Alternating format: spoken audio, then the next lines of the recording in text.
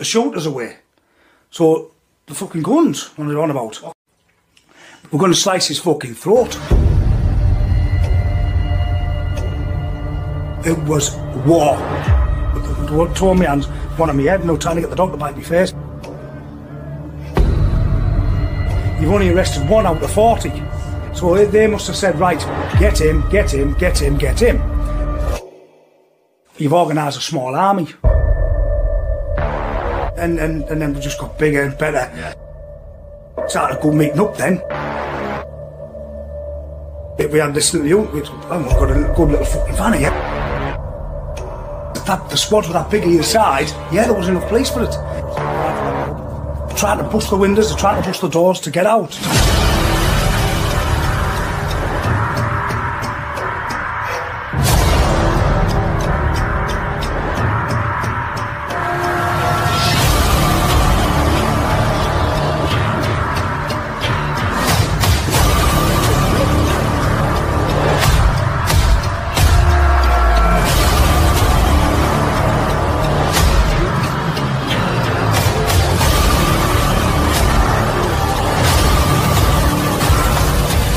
Our lads were sat next to us here, and I remember the jury were flirting with each other during the fucking trial.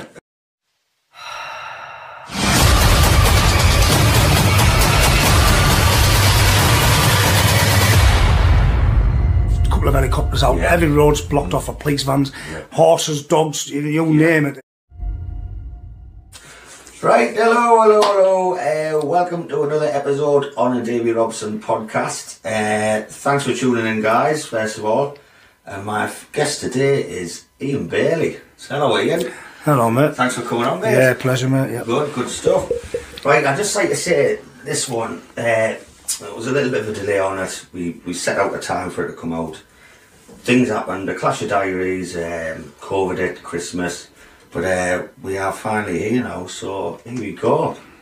Now, before I start, Ian, I've had loads and loads of good feedback about this one. People asking me, when's Ian Bailey's coming on? When's it coming on? This, that, it's just gone on. But we finally got it on now. What I'd like to do, Ian, is Ian's a former football hooligan for Hartlepool, and they're called the Blue Order. But what I'd like to say is, we've all seen the Green Street, the Football Factory, the Cass, which we will talk about later on. Yep. But like to say, welcome, thanks for coming on, Ian. And I usually start this by saying back to your childhood. I usually do with a podcast like that, but I think that's irrelevant on this story because we've got quite a bit to cover. So what I like to say is, Ian, are you Hartlepool born and bred lad? I am, unfortunately. Yeah. Somebody has to live here, don't they? Yeah. Yep. I've lived here all my life, yeah. Good stuff. So I'm going to kickstart this straight away, and you're obviously Hartlepool United fan. Yeah. Good. Again, somebody has to be. We haven't got many of them, but. So can you remember your first time you ever went to Victoria Park? Can you remember that? I'm going to test your memory here, bud. Yeah, well, I used to do a lot when I was a kid, but I couldn't remember what game it was. Because I was like 8-10-year-old. We used to go. The little terror was just for a chase. Basically, off the stewards, we used to jumping over the wall, you know, and jumping and running between the crowd and getting a chase off the stewards to try and get us out. Yeah. That was the early days of going there. Jumping over the wall. Yeah, jumping. Obviously, we were only kids. We had no money to put in, so we just went to go and see the game. And which someone kicked off. Yeah. We're jumping over the rink end then. Yeah. In the car park. We jumped. Was this like slap fence you could be able to climb up it, straight under the barbed wire and away. And the stewards would chase us. Couldn't find us. We used to crawl along the floor and we were gone. But just to get to see the game. But you know, good stuff. Yeah, good. Those were the days, Ian. So what I'm going to do, Ian, I'm going to start this. We're going to dive straight into this because I have been looking forward to the story for a long time, and it really is interesting. Like I say, we are going to be talking about football hooliganism. There will be violence. But there's much more to this story than you all think. So I'll tell you what I'm going to start seeing the notorious Blue Order. Well-renowned, fearsome reputation, football hooligan firm. So when and how did this sort of start, you know? Well, how it started was, I think it was back in 1998, 99. We're a struggling football team, as everyone knows. We didn't get many fans. Not the fans we've got now. Back then we were struggling. And the club put like a special on. I think it was £5, adults £5 to get the crowds in. Yeah. And then me and my mates, my cousin and my mates, we used to always go because of father. Thought, right, you know, and that got us going back to the game as from when I was jumping from kid and that, you know. Yeah. Obviously, never went for years after that, and that's how I got back into it. Right. Going back from then, so you know, for the £5 deal. And that got us introduced, you know, as you go on every week, you start seeing faces all the time, you know. And you form like a group of friends, and that's how I got going back, and then later on formed you know, Blue Order later on, you know. But that's how I got going back through that, you know, that deal that was on. Yeah, good. We got it going back in, and I've obviously got a lot of fans back, you know. Yeah, good. So when this Blue Order started in early days, roughly how many members did you have on here? Roughly, you know. Well, we formed it. So when Blue Order wasn't non-existent, we formed it back in the late 90s. And it started off, like I just said, we'd go and we'd meet more people going to market. We got friendly with them, and then that started the firm. So there was approximately about 16 of us going away in the back of a transit van. No, minibus, track with transit minibus sort of thing. You know, 16 of us, and that's how it started. Like, you know, everyone was like, felt like it was up for it, and you know, that's how it started. We started going to the games at first, and then we started coming across firm, you know, at away games and things, and they wanted to pop with us, and then we'd form, you know, stick together, and then we were a decent set of lads here. We were all up for it, and some of them could fight, some of them couldn't, and then we just went from there. And we got bigger, we got bigger from there. So now, before I go any further with the story, like, we are from the same town, Hartlepool. It's only a small net town, you know it. And we all get to know each other. Now, the Blue Order, you were regarded as the top boy, like the leading member of it all. But I know you feel quite strong about this title, Ian. So, you know, I'm going to give you the chance to elaborate on that, you know, about you having that title as a top boy. Because I know you're a bit thingy about having that title. Yeah, like I said, top boy is something you earn. You know, you earn it. You don't get vote. You don't vote yourself. You're voted by the lads around you. You know, and I don't really like that title, because I know it comes with the territory. You've got like a bare knuckle fighter will be a governor. Someone on the wing will be what they called like a top dog. It's a name that comes with it. With you know, like you've got a villain. A villain will be a gangster. But on the football circuit, you know, as a top boy. And people, you know, and for me, a top boy is someone who's earned it, sort of thing. Yeah. And I didn't really like that title, because for me, the top boy, I didn't, or anybody around us on that time, didn't say, you've got to do this, you've got to do that, you're doing this. We didn't tell anybody what to do. For me, we're a firm. You know, I don't like that red top boy, because... we're all in it together. I mean, they're all in it together, and to me, we're a firm. And the people at the front, or regardless of the top boys or the leading, or the first ones in, are no better than the ones behind. Because I know you've always got your people that are first in, and all the time you've got the people who are first in, you've got the people who are first away. But I always like to say we're a firm, because without those people behind us, you're nothing. You can be the hardest man standing in the country. You cannot fight 50 people on the other side. You need them people behind you, whether they're shitty asses or not. You know, for me, I don't think, I like to regard us all as a firm, because we're all one. And like, just say you went to a firm, and like you say, you've got your runners, you've got your people who are first in, but the opposition don't know that. So when you've got like a squad of 50 or 70, and 30 of them are runners or shitty ass, or don't really get involved, just because they're there, the sheer presence of them numbers makes them go on the toes anyway. They're wary, because they don't know who they are. And, you know, everyone of them could be gaming hard as folk. You know, it's just, for me, that presence of that unit of 50, 70, 100, whatever we had that day. If you're going down that high street at 100, you're strong. Same as us. I mean, every firm's got them. We come across a firm we've turned up at, and they could have similar numbers.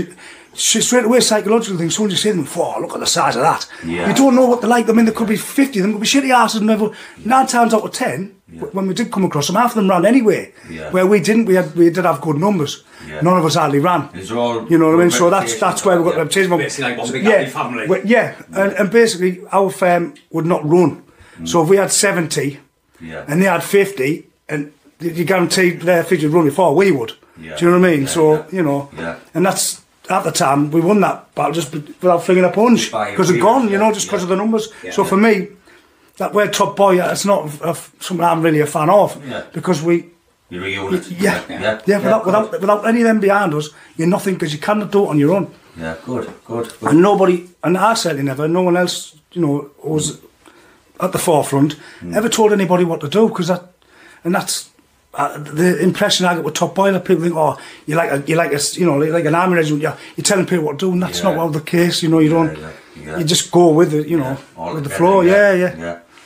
So now I want to go on here. Let's break into the fun stuff here. You know, like they say, this is a football hooligan story, and of course there's going to be violence. There is, you know what I mean. But we are going deep into some other stuff which we will talk about shortly. So in the fun stuff now, you lads, the Blue Order, decent reputation. You've got yourselves into all sorts through years, confrontations here, loads. I'm going to test your memory here. So as this Blue Order formed, you're all together, you've got the boys together. Can you remember your first proper row as a firm, as a unit, you know? Can you remember the first time you've ever had a good go with anybody in that? Yeah, I was back, well, I'm just trying to think now.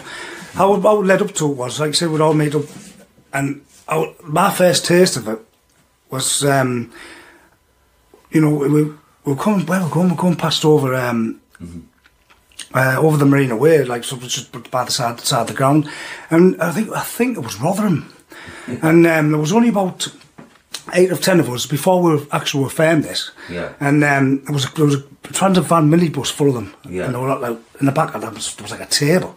They were playing cards, and we were just walking past, and they would start banging on the windows, trying to sort of fuck off, saying, "Come on, this, that, the other." Do you know what I mean? But what brought that on? You know what I mean? So you know, like we were just walking past, and these were grown men. We were only kids at the time, you know, but what they did was they made them the stupid idiots were giving it all the lads, but they forgot about the traffic at the front.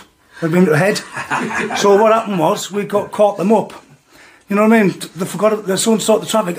Opens the door. Yeah.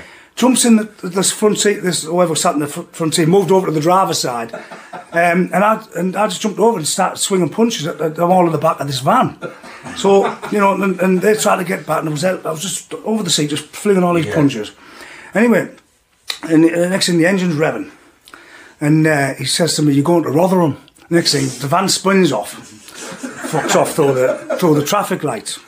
So I'm thinking, fuck, shit. I'm still in the back of the van here, flinging punches at these people in the back. Must have been 5 or 6 blokes.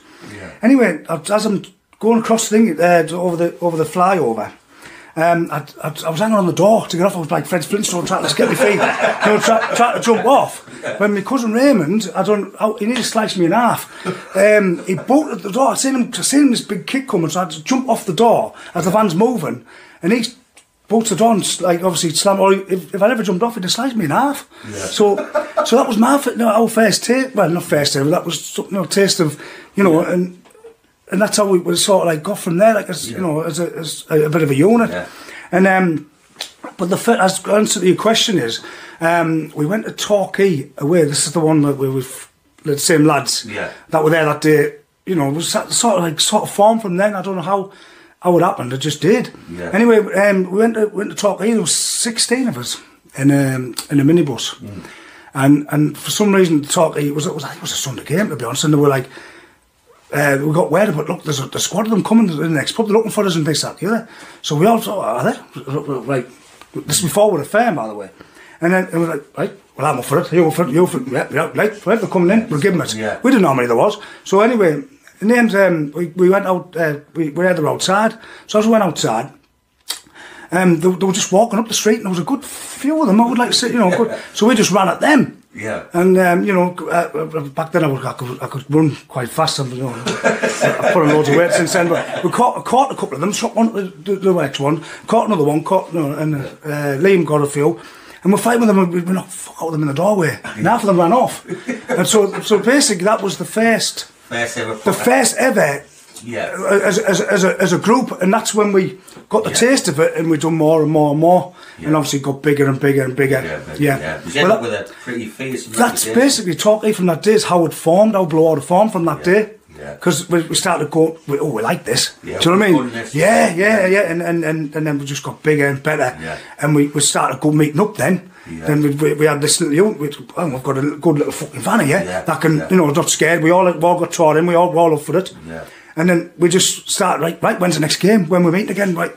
Yes, you know, that's how it which one's a tasty game? You know what I mean? Then we start taking our van everywhere. Do you know what I mean? You know, we went looking for trouble, if you know what I'm saying, sort of thing. Yeah. And then that's how it formed. Then we later on had to give ourselves a name, and you know, and it just got bigger. So but from that day onwards, as a unit was probably our first about 1998 or something. Yeah. And that was the first proper row, was it? Yeah, prior to that one I just mentioned with the van. I mean, there was little skirmishes like that prior. Yeah. But you know.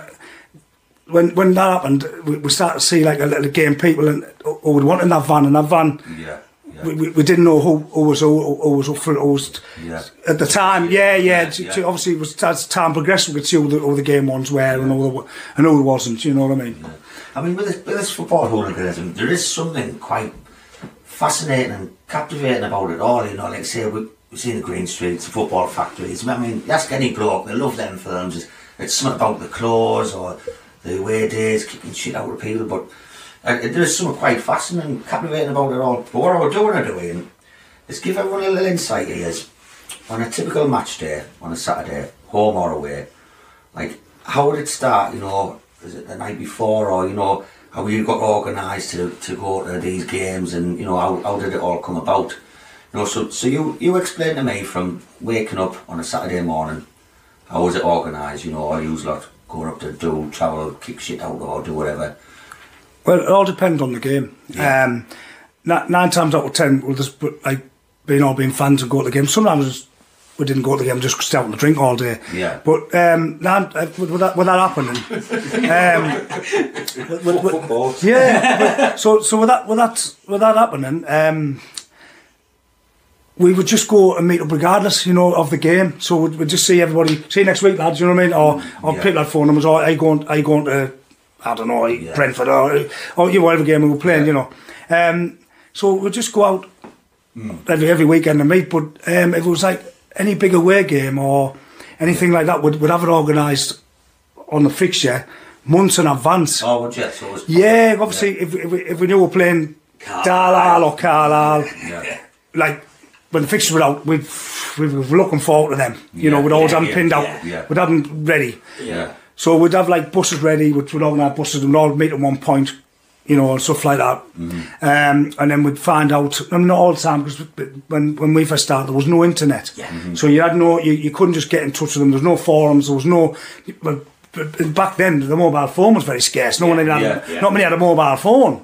So you couldn't just go and, you know, half the time you used to have to go to their place and find them, or or sometimes you'd have a source where you get numbers for them, and you did have contact with them and they'd tell you where to meet.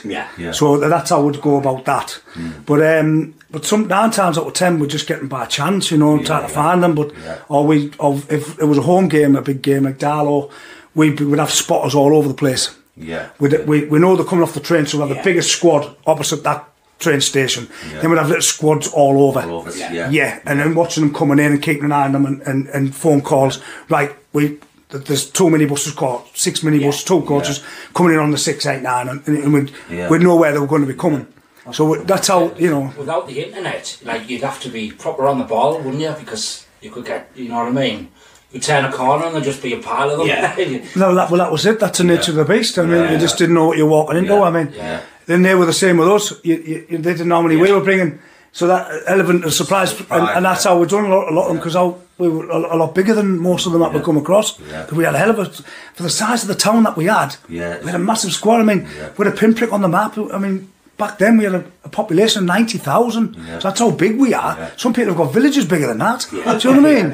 It's, you know, for the size of us, because what we've got to contend with, what we struggle with, we have good support, but we have a lot of people from Hartlepool support Liverpool, Newcastle, Borough. So we've got them to contend with. If we never had them surrounding football club, we would be a lot bigger. Do you know what I mean? They're not going to go and pay to watch us when they go and watch Man United. They'll go and watch Borough. You know what I mean? It's cheaper. So we've got a lot to contend with because of these football clubs around us. Do you know what I mean? So what are you going to go and watch? Go to Newcastle next week and watch Man United? Or go to you know, and go in the Papa John's Trophy. It's no brainer, isn't it? You're not going to spend your money watching Beckham and all them. You know what I mean? But that's how we find it hard as a football club, as a football club, because we have such a we've got we're Premiership teams back then. We had Sunderland, Borough, Newcastle, 3 big clubs. So you're going to get them going there. So you only got we're a struggling team, and you know, and we're not a very big, as we know, we're not a very big town. So to pull the numbers that we did, we did well. You know. We did, But see, at this point in the story as well, I mean, things started to escalate. I mean, Blue Water's reputation, it was fierce and it stayed at its peak and so on. But I'm going to get into this now as the derbies. I mean, we've got to talk about these derbies because you're famous for Carlisle, which you are. Dalton, which was a big derby. It was more like the Israelis versus the Palestinians at this point, wasn't it? But I'll tell you what I'm going to dive into, Wayne. There was a story, and I think we do have the archives of it. You went away to Carlisle. Took them by surprise. Do you want to talk about this one? Yep. I can't remember the year of it now. It's 2004, 5, whatever it was. We were at our peak then. We were big. Everyone wanted a piece of us because, you know, the reputation was going around, but word was going about us. Everyone was talking about us, things like that. So everyone wanted a pop of those. You know what I mean? Like, but just like we did when we come across if we come across a tasty firm like Hull or anyone that would, we wanted them like Leeds United and Sunderland. We'd test ourselves. It was the same with other squads with us. So they thought they fancied the chances and they called it on, but we had a number for them. I don't know who organised it, but they told us to go to the Beehive, I think it was. The Beehive pub. That's where they're going to be. Bring your bed, you know, giving all the shit on the phone like they do. And we said we're coming, and I don't know what they believed us, but they said they were going to be there early doors. Well, we got there, I think it was 11 o'clock, we ate them early. but we didn't just surprise them, we told them we were coming and what time we were going to be there. Because, you know, and when we did get there, well, like you said, like the Palestinian, it was fucking mayhem. You know, we attacked their pub, and like I said, the only way to defend us off was objects in the pub, tables, chairs, plant pots were going through car windows, beer glasses were coming at us, all sorts of things like that. And the police, I think we got the police by surprise more than anybody because there wasn't many of them there. Now, normally when you go to a game, the police presence is massive, and there wasn't many of them, so they would struggle to cope with it. So the managed to get it under control, blah blah blah. Went on for about 10-15 minutes, bit of skirmish, you know, handbags. I think we've got some footage of that as well. You can see. Yeah, well, I was going to say that. Well, I did a documentary about 10 years or more now called Top Boys. Top Boys TV, Hartlepool, if anyone wants to search it. And some of this footage of that day is on there. All the fighting and things, and there's a lot more. So if anybody wants to have a look at that and see what I'm talking about, you'll see the plant pots going through the car windows. I've seen it. And you should see the firm. Well, you can see the squad we had that day. Massive, probably one of the biggest squads we ever had. What numbers we talking? Well, I think we had about probably 200. Or close by the 200, 175, 200, where you can see on the video, on the footage, what we had. And I'm not exaggerating when I say this, because usually when people say the numbers, of course you did. We did. You know, and Carlisle, don't get me wrong, they're impressive after the game, and the match does. But it wasn't just a matter of their firm, it was anyone in the ground and locals. They had to, in the matches, and there was trouble. I was fighting all the way from the ground to the train station. You know, and again, it was the same things, beer glasses, and they were attacking us from the side streets. And we were all trying to run across them to the road. Police were getting every hand of truncheon. The dogs were there, stopping it the best they could, but the police didn't have the numbers to do it because it was. The squad were that big either side. Yeah, there wasn't enough police for it. Yeah. So that's how it went on for so long, and you know the battling went on from the ground to the train station. You see it on that. What Ian's saying there. I mean, the road is chocker, and you just see bodies flying back and forth, chairs. I mean, it gets. It was meant. Bad, like. I mean, people just think that football is a few kicks and punches and a few chairs thrown. Yes, that generally does happen. You do see that, and you see a lot of footage on YouTube and clips all over. Yeah. People throwing chairs, but in our day, that happened. God, yeah, you know, it does. But it was war, battles. It was, you know, like a war zone sometimes. Yeah. You know, you come across your little skirmishes, little kicks and flips, but you come across some real battles, where it's dangerous, where you could have been killed. Yeah. Do you know what I mean? It's that bad. Yeah. It's, you know, and people don't realise that. People just think, oh, it's a few handbags, but there was some serious battles that went on. Yeah. You know, especially you've got six of them on you or something like that. And like you say, sometimes you come across a fair that you're expecting. Yeah. You might, there's only a few of them, and there'll be 200 of them. Do you know what I mean? So you don't know what you expect. It's an element of surprise, isn't it? Yeah. And like you say, it's like I say, we've got some of the footage to back up what I'm saying. I'm not just exaggerating. We managed to dig it up. They'll probably put that in now. There's some archives about it all. I really found some stuff like that. Yeah. But I cannot mention the Derby Days Hartlepool night without mentioning Darlington.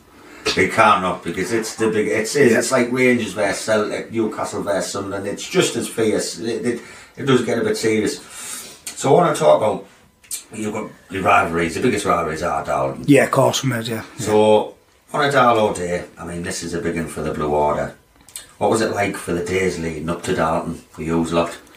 Well, it was what everyone wants. So people didn't go to sleep. They were that excited for it. They were revved up for Christmas. It was like Christmas, yeah. It was. It was the day we all looked forward to. And, you know, when we played them, we just wanted. You know, it's hard to explain it because especially the Boxing Day ones. Yeah. And they'll have been the same. They'll have been the same with us.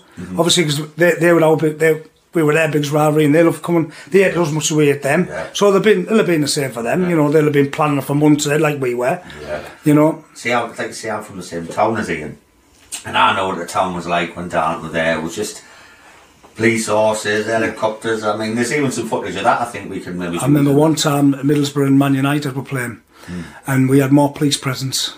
Hartlepool and Darlington had more police presence than Middlesbrough and Man United up the road.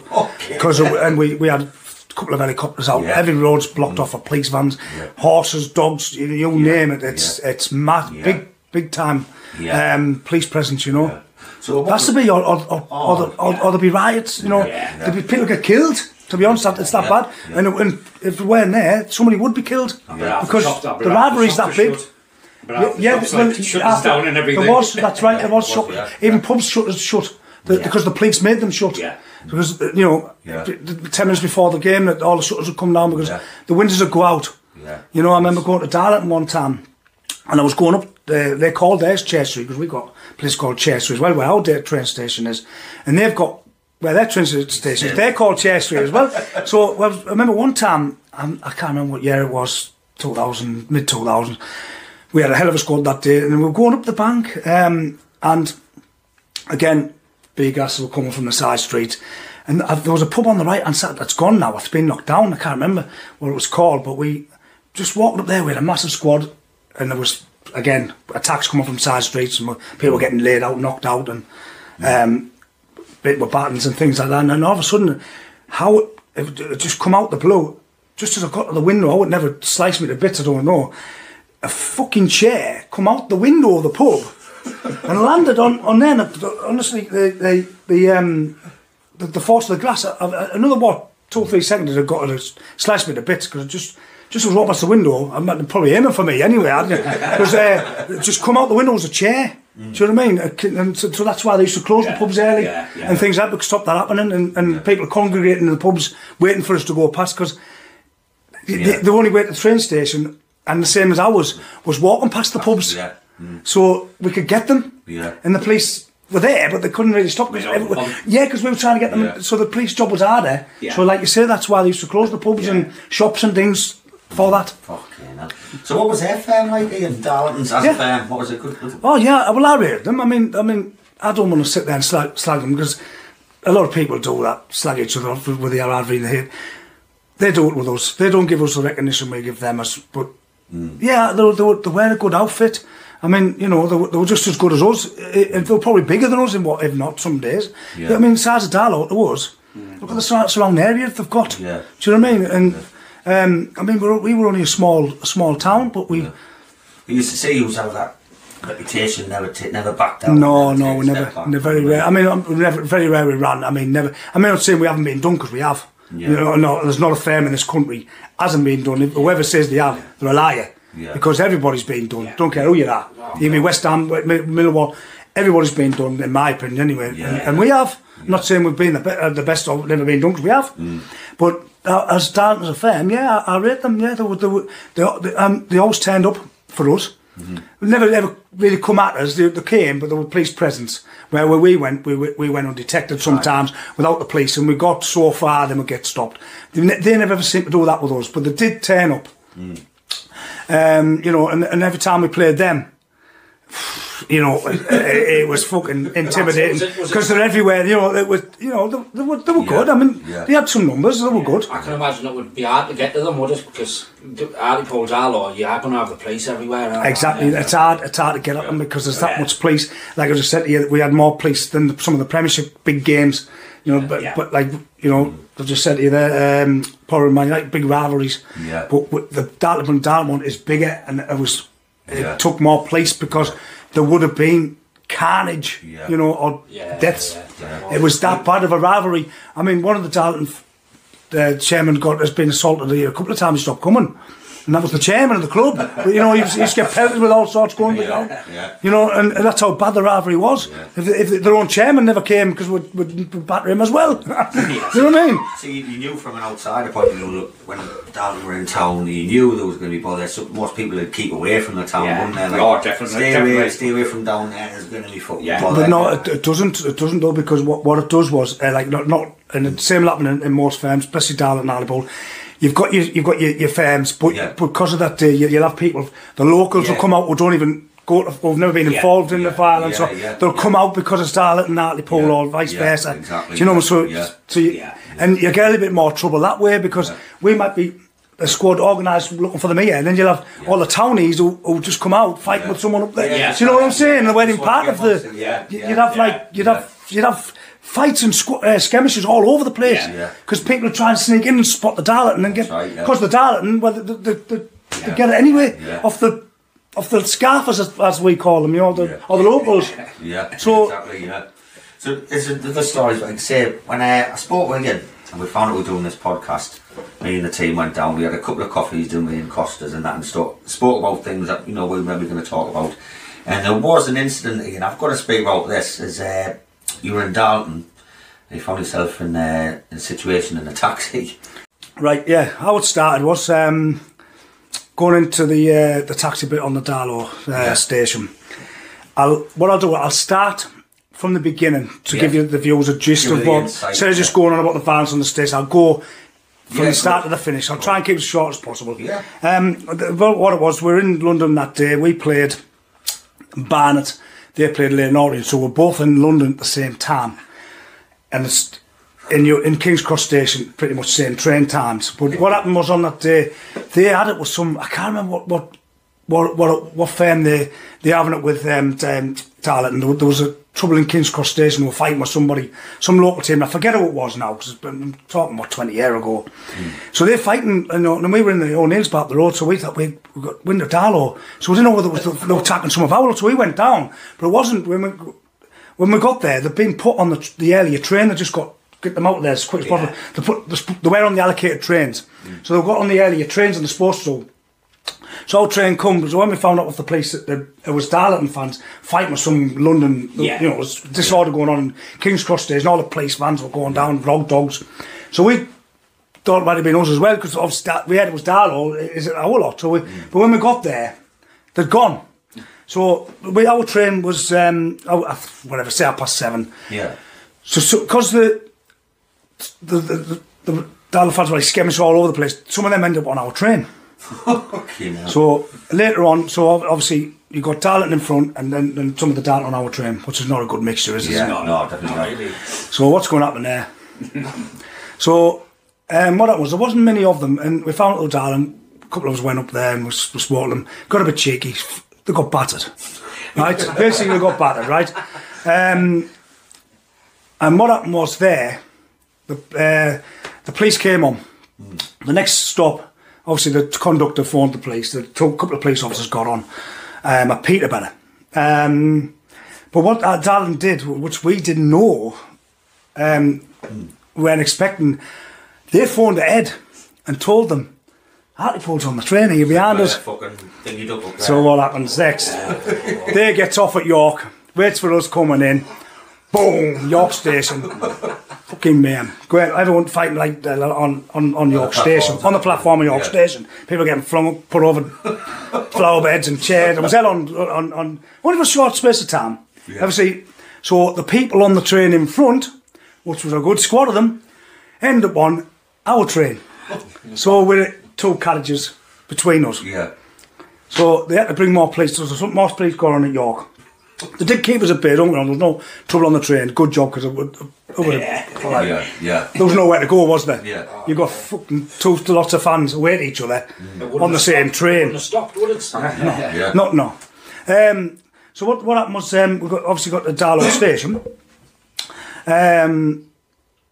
What the police decided to do, because it was the transport police, not the normal police, so they thought it was clever just to, I don't know why they've done this, because there was only about 30 or 40 of us on this train, and there must have been about 80 of them on the other one. And what they did was, obviously the phone calls went from Darling, obviously the locals in the Ogans and on the town, obviously. So all the locals were expecting us to land in Darlow Station as well. So all the locals running from the streets onto the platform.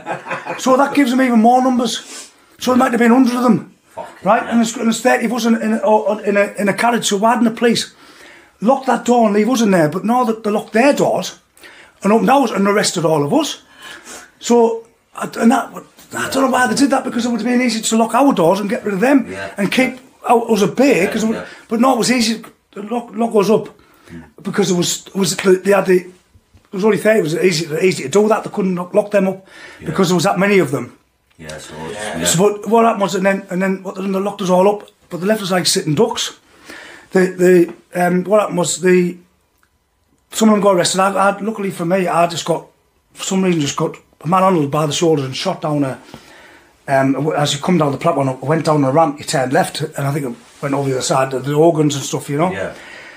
But as I'm going past there, you can bam, bam, bam, bam, they're fucking trying to bust the windows, they're trying to bust the doors to get out, to get at us. Yeah. And there's only 30 of us on not much more, because obviously some of them got off and ran, to evade arrest, and the ones that they did get were all like handcuffs. So the next thing you know, you see the doors up. Just as I was past the train, the fucking doors opened. So that was a car, and I ran it. Obviously, they ran at the lads who were locked up. Yeah. They were left like sitting ducks because they were handcuffed. Yeah. So they were getting smacked. Well, they were getting kicked the fuck by their handcuffs, and the police couldn't do anything about it. So I goes left to the thing, and all I heard was big roar coming from the tunnel. And I thought, oh fuck this! Thought big roar of Darlow and cuff fans, even more of them. So I went up to I come turn around, and there was opposite the side, there was a set of stairs. So I went back up and I stood with the police officer. Yeah. That was the first one arrested, and it was all lined up along the side, all arrested. And what happened there was the lad I was fighting with in York recognised me. So he comes running over. But before he got to me, I ran at him and just fucking ran, whop!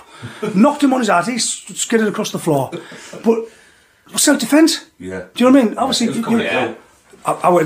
there was only a few police on. You've got a train full of them, and you've got the ones that's coming through there. Yeah. And there must have been 100 at this time, if not more. Oh, obviously, obviously, you're frightened anyway because you're on your different tape. You've got no help. There were no one help. You know, like half of them are always going to be locked up.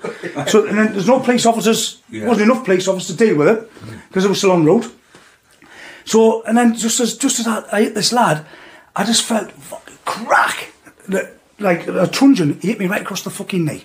Yeah. So took off, and as I'm trying to run down the platform, he's continuously hitting me. Bearing in mind, this police officer should have been protecting me. They ran at me. Yeah. Do you know what I mean? So anyway, so as I'm running down the platform, he's chasing me, whacking me with his truncheon. Obviously hit the muscles, but the first one hit me on the knee, so my leg was like a football. And obviously, as I'm running, you can only run so far, and then I had to stop. Obviously, the leg give way. I had to stop. So but he left his prisoner to do that. He broke the law by doing that. Yeah. Once you arrest, you've got someone under your training, you cannot leave that prisoner. Yeah. Yeah. And he left him, chased me down the platform, and I'm thinking, why? You just seen what happened. Yeah. Do you know what I mean? And he was coming at me. I was self-defence. Yeah. Yeah. Anyway, as I was running down away from this police officer, these two lads, well, the lad who ran at me, it was now 3 of them. So they're obviously watching me, and I'm running down the platform away from this police officer. Yeah. Couldn't run no more, and down the side of the platform was a load of taxis. Yeah. So the only way to get, obviously didn't know these lads had spotted me, and just way to get away from the police. To be honest, I jumped in the fucking middle one. Right, I don't know why. I thought I'd be safe in there, but so I seen these lads like pointing and so they come for me. So I locked the door, thinking I had central locking, but didn't. So they got on the fucking back. So they got on the back. We've got you now. And now I'm like, my leg was thingy, like in agony with my leg. It was like a golf ball. No. So he's like, driver, take us to the nag's head. We're going to slice his fucking throat. And when he said that, he pulled something out of his pocket. I don't know what it was. I didn't stay around enough to how I got out the car with my leg being like, I don't know. But what happened was the taxi driver seen it as well. He ran off. The taxi driver. Luckily, he left the door open. So, and then obviously, the rain of punches are coming over. They're punching over. I'm trying to punch them back, trying to fend them off, and then you've got 3 of them punching me over the taxi, and I don't even know if this one's got a knife. So I don't know how I got out, but I pushed my feet off the door, scuttled across the driver's seat, and landed on my back on the platform. So I goes back up to the police officer, basically for safety, really, because I'm going to get fucking knifed here. Yeah, and end up fucking 10. I am getting arrested. Do you know what I mean? So if I had just stayed in the taxi or whatever, I wouldn't have been arrested and then going to a 2-year trial, which I'll later go on about. But it was crazy, mate. I mean, I must admit, it was scary, and anyone on that platform. It was, it was a large scale disorder going on. Police officers had been seriously injured. They'd been put in hospital. I've got all the paper cuttings and things like that. Yeah, I think we've got. But it was exaggerated as well, as they do. Yeah. Police were on sick for 6 months, and this, that, the other. Yeah. Worst violence I've ever seen. It was bad, but I think we do have some of our cards we can stick in to show that. Yeah, I'll stick them. But that was the crack there, and I'm thinking, I'm trying to get away. Fight for your leg, basically. Well, you were, because obviously there was more and more coming on the platform. Yeah. You could see them running from the streets, coming up the platform, and locals from the bars, and obviously just they didn't know how many there was. There wasn't that many of us on that platform that day. Now, ideally, they should have kept us on the train to get us out of there, and kept and got rid of the larger squad. Do you know what I mean? But no, they didn't. And so there's another situation you found yourself in as well. We have spoke quite a bit. We are going to talk about the violence, which is a football hooligan story, but there's much more we want to talk about. But there's another incident I want to talk about, Ian, which we did mention when we had that chat with the coffee. Is Birmingham away, I think it was. You found yourself in a bit of a funny old situation down there. Yeah. Do you want to talk about that one? Yeah, I'll go into the Birmingham story. It's not relevant to us because they weren't winning in our league, but I will go on about that. I think we were playing at Cheltenham. I think it was Cheltenham, and we had to. We got trains down, and we had to swap at Birmingham New Street on the way back to get to where we had to go, or whatever, and we got there about, I'd say 7:30 or whatever, or 6 o'clock, whatever it was. Whatever time we got there, we gets there, and we weren't fair-handed. Like we weren't. There was a few of us there, you know, it was a small squad, but it was more people who were, you know, on the train, locals and scarpers, and what they did was, stupid cunts, started singing Hartlepool, Hartlepool, Hartlepool, as the fans do, you know what I mean, in the middle of going through New Street. So we didn't know by this time what had gone on. Right. Just 20 minutes prior, or half an hour prior to that, Wolves played Birmingham. Well, they had a massive rivalry, a bit like us and Darlington. Yeah, it's about big, hit each other.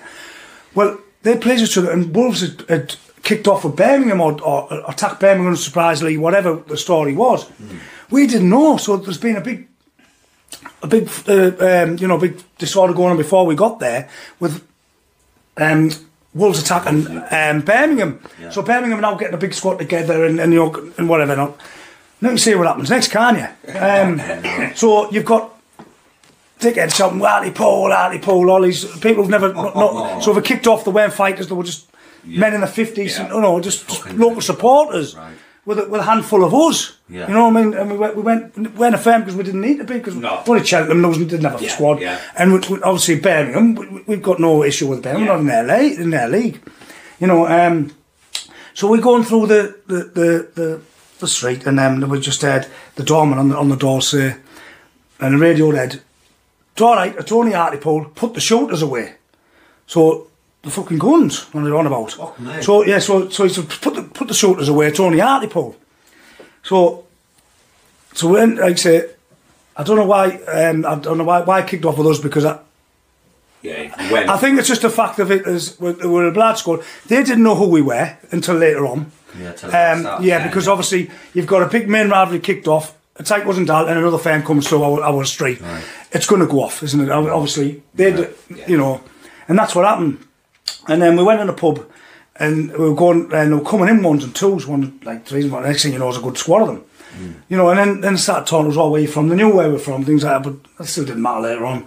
But anyway, there was obviously police vans outside, but it was the police that kicked it off. Obviously, the police, you know, I think I got a phone call, and I said, like, it was going off in the train station. Two of them were getting attacked. Yeah. And so I said, "Hey lads, we better get back to this train station." I said, "A few of them get attacked here next, you know, I've smacked in the lug." So I thought, you're going to do what in the train station? So one of them smacked me, so I'm fighting with him in the doorway. And then it goes outside. And then the police, for some reason, just ganged up on us. Yeah. Come on, got all the right gear, all the buttons, and just attacked us. Okay. So we come out the pub, and then we're getting chased by the police. And then chased by them as well. So what happened was, when you come out the New Street, the pub was, I remember it was just off the main high street. You come on, we turned left and you went up the stairs through like a shopping centre into the train station. So as the police are chasing us and hitting us with batons, they all ran left to the train station, but I thought I'd be smarter and try and go that way and evade the police and them, you know. But I walked into a trap. But I just remember Bob said there was I would say like a understory, like a multi-story car park, was like a spiral, and all I could see was there were like black lads, and all I could see was a pair of eyes, because they all had scarves on and hats, and there was let's do them, and they're coming towards me. I thought, oh fucking hell! So I ran back to the way all them went, and as I ran past, there was a police officer stood on the corner, and went, "Listen mate, where's the train station?" He went, bang, smacked me, bust on my mouth open. "Fuck off, you northern cunt." So anyway, I runs past him. So after while my mouth was bust open. So anyway, gets to the stairs, and there was fighting going on the steps. There was an older bloke, obviously he wasn't part of us, he was just a fan. And then me and that was Neil Walker, pulled him up. He actually got it. So, you know, he lost his eye. He was actually blind. Yeah, he lost his eye. But the fella, he was in probably his 50s then. But wasn't he one amongst no, he was there. But obviously, he got caught up in it. Yeah. He's one. I don't know if he's one of them singer. I couldn't tell you, but you know. And then what happened was we got another squad of lads got chased the other way, but they ran past the police station, and obviously they thought they would run the police station if they're safe. No, they weren't. The squad there, Birmingham, followed them in and packed them in the police station. And then the police came out and they battered them as well. So this is how bad it was, and how scared. I mean, this is Birmingham City, by the way. You know what I mean? They're too big for us. We couldn't take. You know, man. We're talking the second biggest city in the UK. So you can imagine the size of them. And obviously, I know Barrington Patterson and Cuddles and I mentioned it to them, and they don't have no recollection of it. They said it might be their table. It might have been after their time. Right. But we'll go into the Barrington and just after this story. But again, where was I at? Yeah, so pulls the guy up out of safety, pulls him up, and you know, he's bleeding, and we found later on he lost his eye. So they're chasing us across through this thing, like indoor centre, by the way. We went to later on the end of the train station. So we get there, we get to the bottom, and it was escalators down to the train station. And next thing, like I say, when you go under the ground, it echoes, and there's police dogs, and I don't know what it was, well, I didn't know what it was at the time. We just heard a big bang, and I mean a bang, and it sounded like a bomb going off. Everyone was ran about, thought it was a bomb. It was that loud because it echoed, and it probably wasn't. It sounded a bit like a firecracker, and those sparks, you know what I mean? So we thought that they shot some of that at us. And you know, there was something like firecrackers or some of that because it was like a big bang and loads of sparks. Yeah. But obviously that bang might not be as loud, but when it's in a small area of echoes, it sounded like a bomb. So the dogs were going ballistic, everyone's running about thinking what's going on, police were shitting themselves. But anyway, it turns out, we found out later on that I don't think it was them. Well, to this day I don't know if it was. I'm still convinced it was them that shot someone and hit the power lines. Apparently the police said that the lines, the power line had blown. That's where the sparks were, and the bang was. And the delayed everything. Everything was delayed. But what I'm saying, like, you know, it was what an experience that was. You know, it was fucking frightening. You know, I mean, because obviously we weren't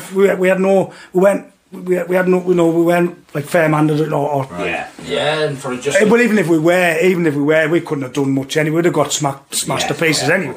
We're too big for us. But it was, like I say, it was the police that you basically called it on, not them. You know what I mean? But obviously, So you can say, like you say, you got found yourself in some dodgy situations with this the Blue Water firm and bits and bobs like that. But if you could pick one, Ian, I mean, it might be hard for you. Who would you say was the toughest firm you've come up against? If you could narrow it down, I know there's probably loads of, you know, like you say, bad days, you've had good days, but if you could narrow it down, one of the toughest firms you've ever met. Right, it's hard to say that the toughest, because again, sometimes it's only handbag stuff. I mean, to say the toughest, but what I can say is we've come across some good firms. You know, like Mansfield. You know, they were good in the day. We've had a good, massive with them, like many home and away. Don't know why the rivalry was so big with them, but it always went big time. They always come here, and we always went there. Don't know why the rivalry was, but it always went. So they were good. Always give us a good run for our money. But again, they were always teamed up with Forest, so they weren't always Mansfield. So a lot of them, when it kicked off here one time, half of them were Forest. Do you know what I mean? So that's it's like us going with Middlesbrough. It's not fair, is it? You know what I mean? It's so. The Blue Water always say stood alone, really, didn't they? Yeah. Did you get any help at all in away games? No. Well, you know, we wouldn't allow it. We don't need it. If we don't, we just get done. Simple as that. You know. You know, I'd rather get done than say we would with Newcastle or Borough. You know, than any of them. Why would Borough and Newcastle want to come with us? What have they got to gain from that? No. You know. But like I say, going on to the toughest, I wouldn't like to say who the toughest was. But I can mention like some really good firms. Sunderland, where we had with Seaburn Casuals, they were. Who else was it? What kind of name? Shrewsbury. Some good firms. I'm trying to think some really good firms that we've come across. Carlisle was another one. Carlisle. I was, you know, I was a. Darlington. That comes up. Top of the Darlington with the. You're not so much fighting the firm, you're fighting the town. Yes, and it means more. You got more people going than to that game. But loads of firms. You know, I could give like Forest, Leeds. You know, you know, stuff like that. I mean, I'd say the toughest one. You know. The most scariest probably one is probably Sunderland, and like the one I've just mentioned, Birmingham, but obviously it wasn't really a fight. It was basically ambushed. You know what I mean? We weren't prepared for it. We weren't, you know, we didn't expect it. We, you know, obviously we didn't know. Just what's the odds of that? I mean, we land just as they've been done off wolves. Do you know what I mean? And so they're on the warp, they're getting more and more together. We walk through a big unit, I'm saying big unit, there was a load of fans coming through their high street. They're going to think they're wolves, so no wonder we talking about being in the wrong place at the wrong time. Yeah. So I'll move on now, Ian. I think it was 2001 to 2003 where Blue Order's reputation sort of peaked. Yeah. I mean, can you touch up on this, mate? Yeah, well, basically, that's like I say, just the sheer numbers that we had. Yeah. The squads, we were getting bigger. But, you know, we started taking double-decker buses away, not just 30-seaters and 52s, we were taking double-decker buses and buses behind that. Yeah. Do you know what I mean? And I remember, I recall one time, we've never ever had it with Hull, but Hull years ago were the firm to beat, really, in our division. Yeah. You know what I mean? They used to have it with Borough, big time, not as good as Millwall, they were good, we never had it with them. But they called it on, and we went, like, we said, right, we're coming. And we took 175 of us went down to Hull. It was 175 of us, it was. And we went there, but never kicked off because what the police did, they got us coming in. And what they did was they opened the ground and put all the coaches in that ground and locked it up and locked us on the bus. So we never got off the bus. You know, because they were massive. They probably had good numbers, similar numbers. So you can imagine 400 people that do clash. What's going to happen there? Yeah. Members of the public's going to be involved in that and everything. You know, you're talking. Yeah. You know. You know, reaching headlines as well at this point, weren't you? Yeah. They were aware of us. They were calling us on and this, that. And when we wanted them, we wanted to test ourselves. Like, well, we've got someone fucking bigger, yeah. So you know what I mean? When we were big in numbers. I'm not saying we'd have done them, but you know, we went and we turned up, and that was that was the thing about. We weren't afraid to turn up. If we said we were coming, we came. You know what I mean? And we went to every single place that had a massive reputation, or people, or they did have one, so they were calling it on, or anyone who was scared to go there, we went. Yeah. You know, and the same when they come here, if they come in big numbers, we were there for them as well. You know, I'm not saying we could do all these firms, but we were there. That's when you were. And not only that, we were having it with big firms like Sunderland, Seaburn Casuals, things like big Premiership clubs. Some of these, you know what I mean. We weren't frightened to have a go at them. You know? Even if we're outnumbered sometimes. A lot of respect from that as well. Yeah, they're from the Sunderland. Yeah, from Sunderland. Yeah. Good. You know, and a lot of, like I say, we went everywhere and everyone was talking about us. And I remember one time we had a vote because we got promoted. I think it was 2001, 2002, and we're coming against some big teams, Forest and big clubs, and we went there, and you know, and we went every single one of them, and we thought that we fucking thought this, you know, we're going to get tested this going up a league, you know, you're coming across some big naughty outfits, Bristol City, all them, you know, big firms. Yeah. I mean, Bristol City's probably 5 times the size of us. So they're going to, you know, but we had it with them twice. Yeah. You know what I mean? We home and away, you know, and we weren't frightened of that. Yeah. We went, you know, and that's where everyone was talking about us. And I think it was a vote, you know, it was the best. I mean, it's not the hardest firm, but it was the best firm that you've come across. And we won, you know, I think we won that vote. We got voted. Yeah. Everyone was saying, well, you know, the sheer numbers was respected them. We weren't expecting what they brought. Yeah. Things like that, you know what I mean? I know it doesn't sound like I'm going to pull on my own, you know, my own people or my own team and squad up, but that's reality. That's what happens. Yeah, it's the truth. You know what I mean? It's so considering you was, I think it was like I said, 1998, 97 years formed. And coming to this point in the fucking story, if you to get that reputation you've got, that's some goal in that, like. Well, just for the size of the town we are, mate. I mean, look at the size of our football club. We get 3,000. Well, back then we're getting 3,000 crowd, 2,500, 3,000 crowds. Yeah. Do you know what I mean? And you know, and we're a small town. Like I say, we're 90,000 population. Back then, we're only 100 now. 20 years on. You know what I mean? We're a small town. But it's a rough ass town, you know. You've got to be rough, and you've got to fight to survive, to live here. It is. Do you know what I mean? We're coming to and everything: teenage pregnancies, unemployment. You know, it's just a tough. Police interceptors love it, don't they? But yeah, so it has been mentioned on the podcast before. But there's a lot of good people come out of Hartlepool. Yeah. Look, Jeff Stelling, a lot of good boxers, Savannah and Michael. You know. What's it called? Bennett, Kev Bennett. There's been some good people come from here as well. Yeah. Sportsmen, you know, footballers and things like that. Like musicians. Everything, Like Linnigan years ago, he came from here. You know, Andy Linnigan, and you know, for a little town as well. You know, we've produced some good, famous sports people. You know. Yeah. So at this point, say when we talk about when this podcast first come to light, I spoke to Ian, and the football hooligan. I mean, you know, there's a story. Everyone likes these stories, but there's another side to this podcast which we're going to break into. Because this is a side that people don't see. I mean, at this point in the story, Ian, we talk about there's police attention, there's trials at court, there's banning orders. I mean, it goes on and on. But let's start this part, because this is a part people don't see. You know, they see the kicking shit out each other, the bars getting smashed up. We'll start this part, your first banning order. You know, eventually you got yourself banned. How did this come about? Yeah, well, I mentioned, I'll go into that. But I just want to say that the reason why I did this podcast was basically to tell, and show people and tell people my story, what I've had to put up with. The other side of the coin, what people don't see. Good. People just think that you go to football, have a ruck, fight, go with your mates, and that's it. That you go home. It doesn't end there.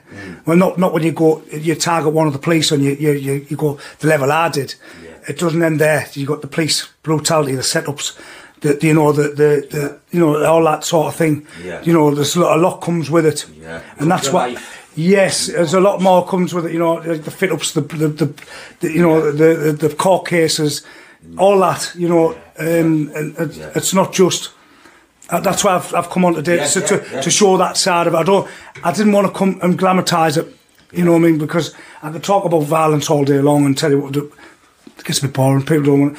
This is another side of, as we go on to the podcast second half. Yeah, you'll see what actually goes on and what you know what you have to suffer, and you know.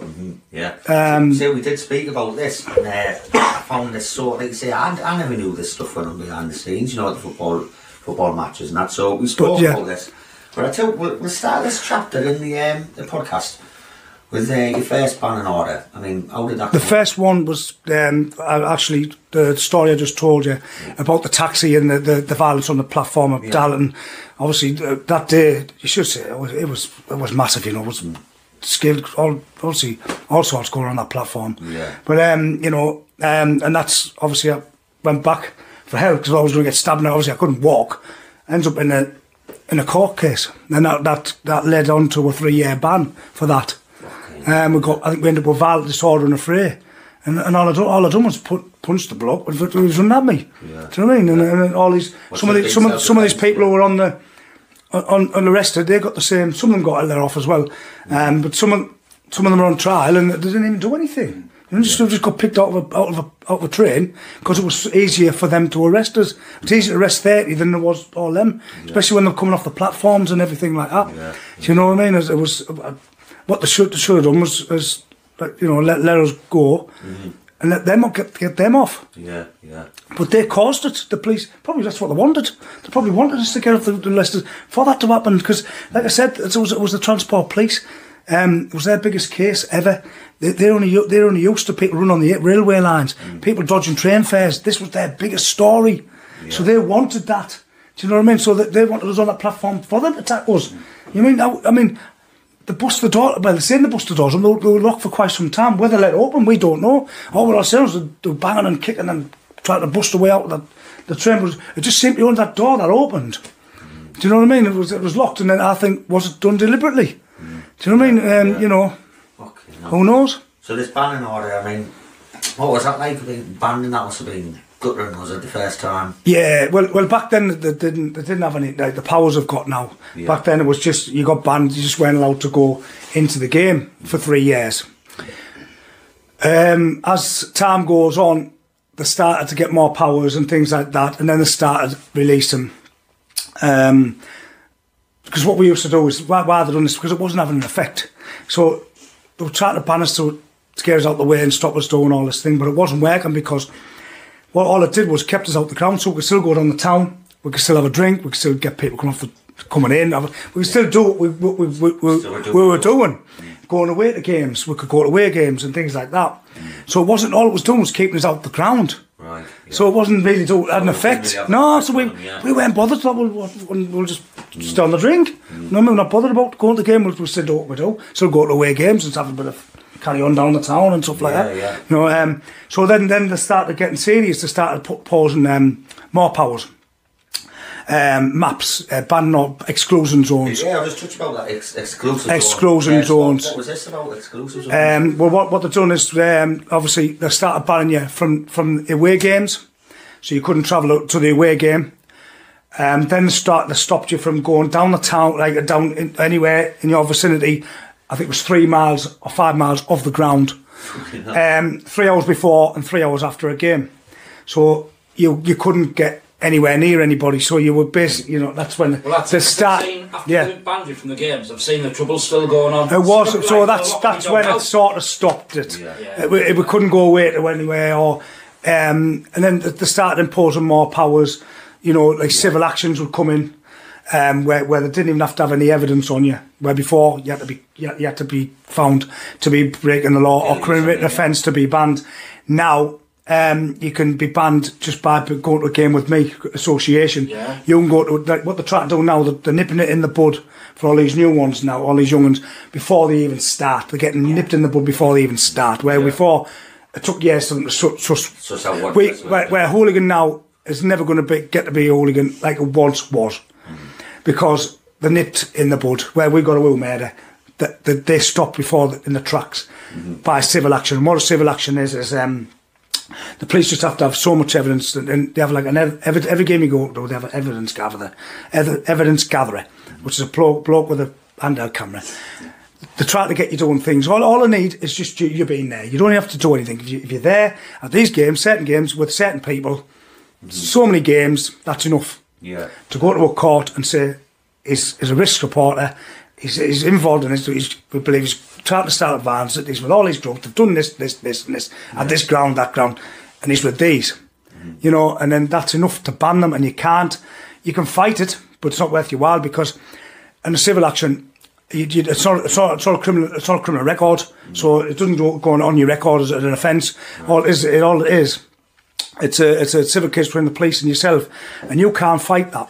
Well, you can, but it's going to cost you £8,000 and £10,000, and for what?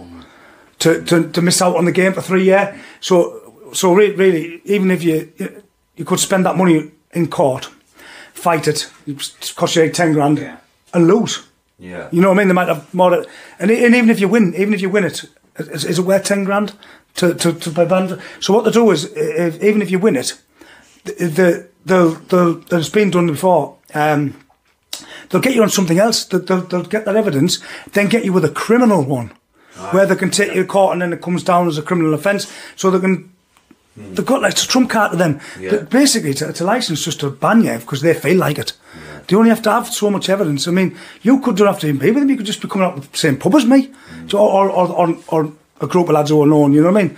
And they can, if they want to fit you up, which happens, which I'll go into later on. Yeah. They do get fitted up. Yeah. They fit up, you know. If this story does get. Yeah, I'll go into that later on. But yeah. So basically, yeah. So you get like you get banned now before you even start. And that's about, yeah. But that was basically it. The exclusion zone, I mentioned that, didn't I? Yeah. So say we've already talked about this Top Boy title and that. Yeah. But you were, do you know what I mean, regarded as the top boy, and you used to get, you know, the feedback and do you think this brought more police attention to you? Of course it did, yeah. Being the top boy in that? Yeah, well, yeah, because they had us down as target 1 and target 2, target 3. That's how they had us down as, and obviously when you got their top target, they will do anything in their power to get you. Yeah. Because they think if they go after you, the others will crumble. Right. You take the main players out. Yeah, they'll just Yeah. Well, it's like taking the main players out of a football team, isn't it? They're not the same, are they? Yeah. You know what I mean? That's what they were trying to do. Yeah. And they'll do... It's what they do when they go after drug dealers or... Yeah, they take the main players out. Yeah. They call it Jenga, don't they? And They take that and it just yeah. collapses. And this is why I'll go into later on, what the lens will go to get you. Yeah. Do you know what I mean? And this is why I'm trying to get this out today. The other side of the coin, what football, what I have to put up with. And if you think that's glamorous and you want to do that, it's not. You get hurt. You get seriously hurt. I'll go into the injuries later on. You can get killed. It's that bad. It's not glamorous. You know what I mean? A lot of people think when they see Green Street and all these football, it's like that, and it's not. You know what I mean? It's totally another side. It's fucking serious. You don't know what you're coming across. There's weapons involved. People use some of them use knives. You know what I mean? Stuff like that. You get hit with pint glasses, and there's more to it than you think. Yeah. There's another part of this. See, we have spoken a little bit again. Now you ended up with 4 consecutive bans, totaling 10 years. Now what the fuck are you now? The fuck did this happen? Well, not amounted to more than that. But I think it was something like it was 12 years in the bans. Yeah. But I think I served 10 years of them because obviously some of them got squashed on appeal. Yeah. And I'll go into that story later on. I think I was one of the only people in the country, or very few of the country, at that time to have 4 consecutive bans. No, because and most of them were just to basically, as one ban would come up, they would ban me again. Just I didn't have to do anything. They would just want me out the way. Just so one was coming up for to end. Yeah. They hit me with another one and another one, but then other things were happening in between where the fit ups and things, and then another ban had come on. Yeah. So I was like getting ban after ban after ban. I ended up with 4. And there wasn't many in the country at the time that had 4 bans. Yeah. So we will touch up on all this, what we've just been saying there. So when it comes to major tournaments here, you got England playing, the Europeans, etc. England games. Did this affect you in any way? With the police? Yeah. Say England were playing, or they were over in Euros doing something. Did you get any attention? Yeah. Like I said, you couldn't. When you've been banned, you can't leave the country anyway. As part of you don't just get the exclusion zones where you can't go in your own town centre and all this and that. You also get a ban from travelling with them across England and Wales. You can't go, you can't travel abroad to watch England. You've got to hand your passport in. And what you do, I think it's 2 days before the game, you've got to go down the police station, hand it in. And you get a stamp, and then to take your passport off you, so you can't go away. But I'll go into a little story as well where I got arrested at the airport as well. Yeah. I don't know if you want me to go into that, but do it later on. But where it's go on. We'll talk about that one. It was England Germany, and we got the obviously when we booked. There was only 3 or 4 people. There was only 4 of us going, but obviously all the other lads got to hear about it, which I didn't even know half of them were going till I got to the airport. So I ended up with about 30, 40 of us going. I didn't even know half of them were there until I got to the airport. Yeah. So anyway, I gets to the day, it was about 5 o'clock in the morning. We had a minibus of us, and then there was this policeman, never seen me before in my life. He stood at the terminal, the entrance, and he seemed to know me. He went, "Mr. Bailey." I went, "Yeah." He said, "Do you think you'll get there today?" Well, I said, "Why why not?" Because this time I was well out of football. I was out of football for years. I didn't go to no more games. It was my band had been up for years. Yeah. And so anyway, and he goes, "We'll see." What do you mean by that? But bearing in mind, I'd just been to Holland several months before from the same airport. Not a problem. Do you know what I mean? But obviously now the police know by the database now. Who's on that flight? What everything? You don't have to go. You have to click a button now and see who's on. See everything's on a database now, isn't it? Yeah. So the police must have looked, see who's on that flight. Like, stop them. Must have thought I organised it, but never. Do you know what I mean? And then soon we're all going to the checkpoint where you take all you throw the scanners and you put all your gear in. All them went through. Soon as I got to the just past there was like a police desk. You've probably seen it in the airport still. They're still there now. Yeah. There's like a police like a little bar thing looks like, but the police sign them. "Come here, you. straight in the fucking door. You're arrested. Well, what for? Trying to go to Germany. So what have I done? I'm only going to a game. You've organised a small army. But I hadn't organised anything. But I can see how it looked to them. Yeah. Do you know what I mean? All them known prominents, all bad bands, all part of us. And I'm there. Yeah. You know what I mean? So obviously they're going to think I've organised them. But I never. You know, obviously. And then obviously I was arrested. I was in there for a good hour or so. Then the contact with Hartlepool intelligence, the police, you know, the head of the intelligence unit for the Hartlepool side of it. So they must have realised, well, now on, this is not going to sit well. You've only arrested 1 out of 40. Yeah. So they must have said, right, get him. Yeah. So next thing you know, next thing doors coming in, 1, 2, and I was like, yes, I'm not the only fucking one not going here. So I thought, right, yeah. So I was like, get in here, you with me. Well, it would look bad, wouldn't it? Yeah. When you've got one person out of all them known people, and some of them, I think 3 or 4 of them at the time were on bail for offences of football, and they still were allowed to go. So it just shows you what they'll do to get you, you know, just to upset you. And not only that, listen to this. I mean, they didn't just like say, right, you're not going. Obviously, I missed the flight. I missed the ticket for the game and everything. I missed that. All the hotel, we lost all the money we paid, lost that. But they didn't just weren't happy with just like turning us away and not letting us go. They arrested us all and put us in a cell downstairs, which was only authorised for 2 people, and there was about 12 of us in there. So they broke the law by that, putting us in there when there was supposed to be that many in a cell. Anyway, but they were adamant they were taking us to court, so they took us straight to court. Emergency court hearing, right? They've done an emergency court hearing. It's a Newcastle court. And we were in there, I think we got arrested earlier, say 5 in the morning. Time we got released, it was about 11, 12 o'clock. So we were at court at 2 o'clock, so we had 2 hours to get across to the courts. Because they organised an emergency court for us. And then but all they were interested was me. They weren't bothered about the other ones. Obviously they were there, but all they went on about was me. And they went on about the Top Boys book that I'd done years and years before. And what they're saying is, well, he's a bad lad. So basically trying to ban me for being a bad lad in the past. So once you started that, bro. Yeah, so all they were going on about was the book. Well, it was years before, and I'd been in trouble for years. I'd been beaten at football for years. Yeah. Do you know what I mean? But obviously, once you're known, that's it. It's hard to brush that off. But the fact that the moral of the story is, it's like saying like a known shoplifter.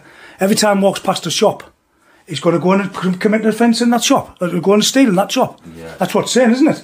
I mean, so that's more saying that every time I'm going to go to football, I'm going to... I haven't been for years, but what they're trying... So basically, I was facing a 3-year ban again for doing nothing, just attending an airport, and they want a 3-year ban for being a bad lad in the past 10 years before. Yeah. So anyway, they put us on bail, and I was going to Morocco, and they took my passport off me. So I couldn't go. So done that deliberately. So I had to go and get a solicitor, and it was John Relton, and he went through, he took me through, he went fucking mental. He went in the reception, tried to get the passport back, they wouldn't give him. Wants to speak to the inspector wasn't in. And he said, and he mentioned, he went on this thing, he said, you've got 10 minutes to get that inspector down here, I'm going to have you on this, and all these technical terms the solicitor used. Basically, they were in trouble. He said, and that passport is not down here within 10 minutes. You will take it. We take proceedings against you because it's a breach of his human rights, his civil liberties, and you cannot take his passport and stop him going away. It's nothing to do with. Anyway, and I got that passport back. But what I'm trying to get at there is, you know, like you mentioned about going abroad. Well, that's just one of them there. That just going to an airport, not doing anything, and I was arrested. And potentially, if it wasn't for like, the solicitors and things, we got it dropped. But I'd have got another ban for what? For something I'd done years ago. Yeah. For attending an airport. Because they're saying, because what they're trying to say is that, well, you could have went to Germany and caused trouble. Well, that's like saying, well, a shoplifter could go walk past that shop and go in there and shop, because he's been done previously. Yeah. Do you know what I mean? It's, you know, that's the name of the game. Once you're on that radar, this is what you've got to put up with, you know. As we get deeper into this as well, like I say, we have spoke.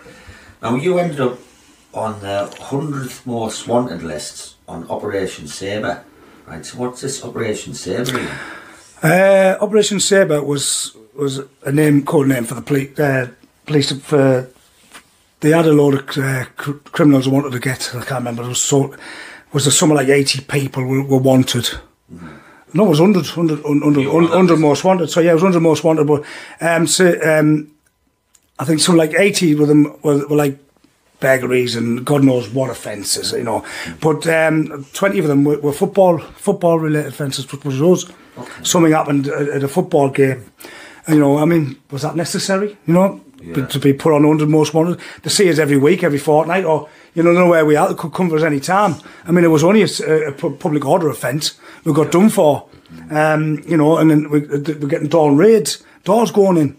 Okay. Dawn at 5 o'clock in the morning, and all arrested on Operation Sabre for being on the most wanted list for fucking swearing at fans down at a train station. Yes, I think we've got that clip and we'll stick that in there, can't we? Yeah, I mean, what happened was in the police, in the press, there was a coming into 609 into Hartlepool, there was a line of vans. I think it was something like 15 riot vans that were drafted in to arrest all these people, and we were one of them. I mean, your door's going in. I mean, I remember Philly. He was hiding in his loft. They got him hiding. He was hiding in his loft. They got him hiding in the loft. But that was at 5 o'clock in the morning. That was Philly. But and I think it was in the paper. It was in the press. You know, they actually found one hiding in a loft. Yeah. I mean, for swearing at fans or intimidating fans, whatever the fucking charge was, it was stupid. Yeah. But to be put on 100 most wanted, was that necessary? I'll say it just shows that. Yeah. The part of this is what I'm trying to get. This is what you have to deal with. It's not just going down and having a little bit of a fucking look with your friend. Yeah, it's like you say the story with Ian. It's not just the kicking shit out of fans or stuff up when there's a Stony Island court. It goes much deeper, and as we go further on the story, it does get quite deep. So now your relationship with the police got pretty fucking serious. It even come to a point where you ended up taking them to court. Yeah. Yeah. You want to touch on that one, Ian? Well, I'll tell you what, there was quite a couple of times, this is why I'm saying that the harassment was that bad, you know, and obviously the fit-ups, the wrongful arrests, and the only way to get back with them, because obviously the beatings I used to get off them when I was arrested, you know, you're walking down the street, you're getting kicked, punched, you know, the harassment. I used to be driving around in my car, and not even a football day, they'd just take my car at me and arrest me for anything they want to, just to question me. Okay. You know, because they're saying I fitted a description of somebody. A lot of shit. Just basically to intimidate me and basically harass me. And this is what the police do. And basically, there was my time to hit back, because the only way to hit them back was to sue them. Because why should I just sit there and take a back? If I'm breaking the law, I'm punished.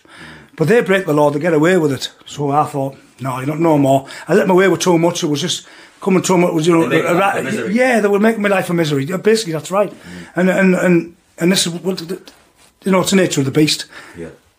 It's my own fault. I put myself in that thing, but still. But when you're at the top of that tree, they will do anything in their power to bring you down and get you, and you know, and intimidate, harass you and beat you. And it does, and this is what I'm going to touch on now with the stories of that. Going back, what did you say? The was the police tension? What was the question again? I'm sorry, I forgot. Oh, about you taking them to court. Yes. Yeah. Well, I've done it several times. Trying to think, the first time I did it was the first time was allegedly, for they said I never handed my passport in. Like I said, if you don't hand your passport in, it's an offence. If you have to go down. You've got to go down for 3 years. Yeah. So you've got to go down, and then you've got to go back and get your passport. And this is where I think some of the brutality and the and the beatings came from.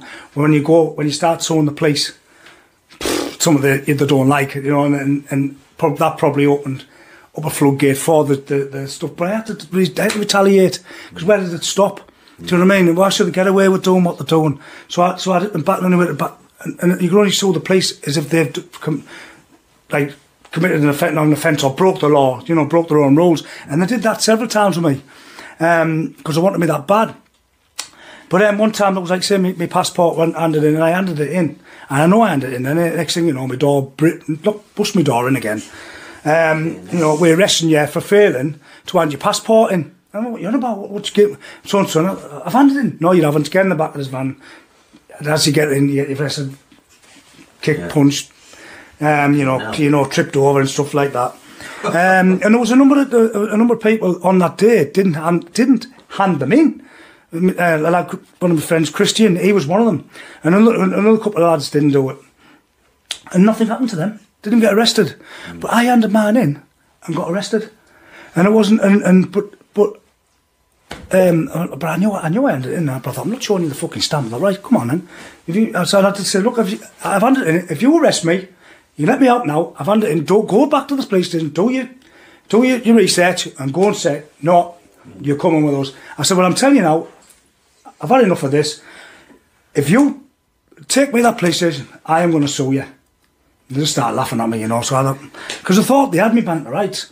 Do you know what I mean? So what I'm trying to say is, this how much they want of me is and it was unfair, because if other people are breaking the law, why weren't they arrested? They weren't even brought in. And I'm in the back of this van, and I handed the passport in. Like you said, so harassment, isn't yeah. So anyway, I gets to the thing, the charge desk. They were setting a date. I was saying, look, I've handed this passport in. You haven't. And I knew I had the piece of paper. I thought, no, it's just my trump card. I'm going to sue these. I've had enough of this. So anyway, I said to him, and he goes, no, we haven't got it. They all shit out ring roll. They were just about to set a date to bail me, you know, on the computer and things. And I said, listen, it's come to me now. I said, I've 100% under that, because I thought, I don't want to be going to court, because I could have let it run on. I didn't want to get a court in. I had to go to court 4 or 5 times to prove me innocent, because it's a pain in the arse. Going to court back and forth, getting a jail, just to get off it anyway. So I thought, right, before it goes any further, before they start giving me a court date, I said, right, what game was this that you're on about? And I knew what I'm on about. So I said, I've handed that passport in. And I kept going, you haven't. And I said, well, where'd you keep the passport? It's in the safe. I said, well, I've just checked the safe, it's not there. I said, well, I'm telling you now, you've got my passport. And I said, I've got the paperwork to prove it. I said, you want me to go home and I'll bring it down? No, you got blah, blah, blah. And I was going on and on and on and on and on. And it was a sergeant said, have you checked that safe? And he went, yeah. And I went, how many safes have you got? And the sergeant just looked, and you could see his fucking face just went white. And he looked at him, he said, please, you better tell me you've looked in that other safe. And he went, no. Fucking hell. Jackpot, give us the fucking money. So I said, right. So I said, that's Sal's smug and smile. So anyway, goes off, comes back later. Sarge, there's his passport. So straight to solicitors. I think couple of £1,000 I got for that. Okay.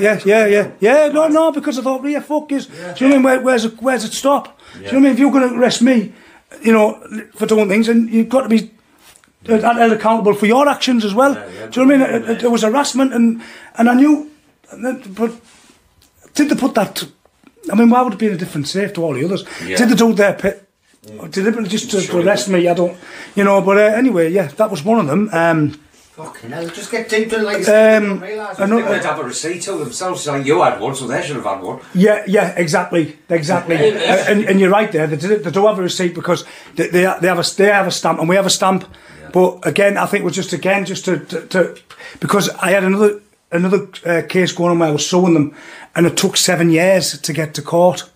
And this was for £30,000. Yeah. For, like, say, the beatings and the fit-ups, and I'll go into that story. Yeah, we're going to continue these stories, Ian, with you know, taking the police to court, trials, etc.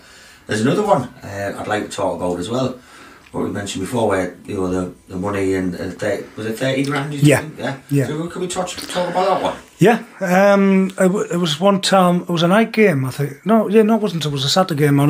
We played Halifax, right. And the year before there was a big. There was filling a few other lads got assaulted the police. It was high profile. It was the first time live on Sky, and they get assaulted by police batons, but they got it on the head, and the police can't hit you, but potentially above the waist. Mm-hmm. And they sued the police, and obviously me having the same name and things like that. Yeah. It was a bit of revenge to get sorry, to get us on that. Yeah. I'll interrupt you now, sorry. There's another guy I think I should touch up on this, because you got Ian Bailey, who was one of the lead members of the Blue Water Football League family. There was another Bailey called Philly Bailey, pretty well known. Yeah, Philly was. He was a tough guy. Notorious Philly, yeah. I just think we should touch on this because I'm from the same town. Everyone thought you were related. Yeah, because we had the same name. We were thick as thieves. Was me and him basically. We were like, at one point we were glued to the hip. We were really good friends, you know. Yeah. And I just obviously just assumed that we were related with the same name, you know. Yeah, but we weren't. We were just good friends, and you know. But sadly, Philly passed a few years ago now. Yeah, so good. I'm sorry about it, I just thought I'll get in that. So yeah. We'll get back on track with this trial now, mate. Just back at court again, buddy. Yeah, as I was saying, we played. Obviously, that trouble happened the live on Sky with a couple of lads got assaulted, and they were still on the police, and obviously we were taking that police force. Well, not we. Some other people were taking that police force to court, so they don't like that. So revenge was against Hartlepool anyway. So the police were going to do anything in their power just to arrest anybody on that day. But what happened was we come out the ground, we walked towards our car, went in my car that day. A couple of us in my car. We walked past the police officer, and they had like a handheld camera with a big light on the top.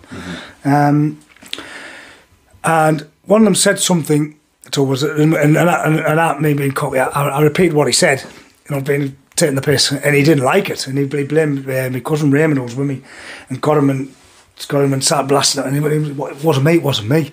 So as the police, as the camera was filming him, I walked past and just put my hand in front of it like that. So just to block, just being a doll really, you know, just to fucking block the footage. Yeah. Well, the police didn't like that. Obviously, got hold of me, grabbed hold of me, got me by the neck, flung me round, put your face in that camera, and just as he done that, he walloped me one, smacked me right in the face, on camera. So, he done this on camera, he smacked me full force. The police can't do that, right? So, what happened was, I was annoyed by this time, so I was fuming, and I was cussing, and they were going laughing, and you know, and I was just getting wound up, so I went, fuck off, so I was shouting stuff at them. Well, that was it, they just ran at me, pounced me, so they arrested me, flung me to the floor, beat the shit out of me. And on this video, on the Top Boys video, I've mentioned earlier on the story, it's on there, that arrest on there. But what I'm trying to say is like, so what's happened is that I'm covered in mud, I'm rolled up, they shot me in the bushes, another guy comes running from the ground, a bit like a superhero. It turns out he was a rugby player, he was a big bloke. And he just comes running, comes down on the top of me. He's kneeing me in the face, stood on my hands on my face, and honestly, I've got to go down there. But this is where the big money, it was up £30,000 because of my injuries. Anyway, so what injuries did you sustain? Cut the scars on my hands, my face. I'd have a police doctor in the cells. I can't remember the exact extent of the injuries, but and what they did was, I'll go into that in the story of how you've got to get them to court. It's not an easy process on a civil action. Do you know, like before, it's a wrongful arrest where I got the money dead easy. This one was a civil action, so I had to take them to court. I had to take them to court. It's a long process. It took me 7 years to go to court, which I'll go into in a minute. So anyway, what happens was they gets me to the police station, thinking that they've beat me up and it's on camera. They're just going to let me go because basically the evidence is there. They only tampered with the evidence. They said that I violently pushed the video recorder into the woman's face, which I didn't, right? And we proved this. And if this was the case, why was it edited? If I had pushed a camera violently into this woman's face, why was it chopped?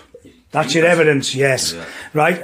Then I'm doing obscenities and trying to get at opposing fans, threatening them and things like that. No such thing.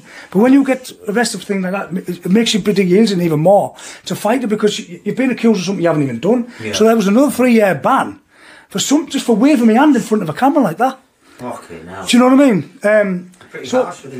Yeah, obviously, like I say, if they want you, mate, they'll do anything in the power to get you. Yeah. Do you know what I mean? And this is where the fit-ups, this is what I'm trying to say. The other side of the coin, and then they will fit you up. And as I'm going to go and do you, but they'll do anything, you know, they'll lie just to get a conviction. Yeah, so anyway, we get to court. We had 3-4 witnesses. We've got on the stand.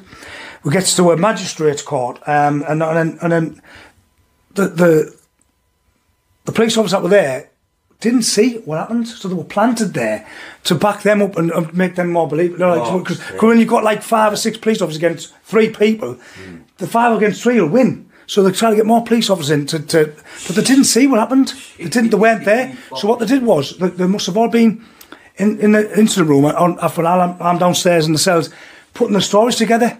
And what they did was they have a pocket notebook, and by law you can't throw that pocket notebook away, so it's kept in file for years. And so every page is numbered, so you just can't rip it out.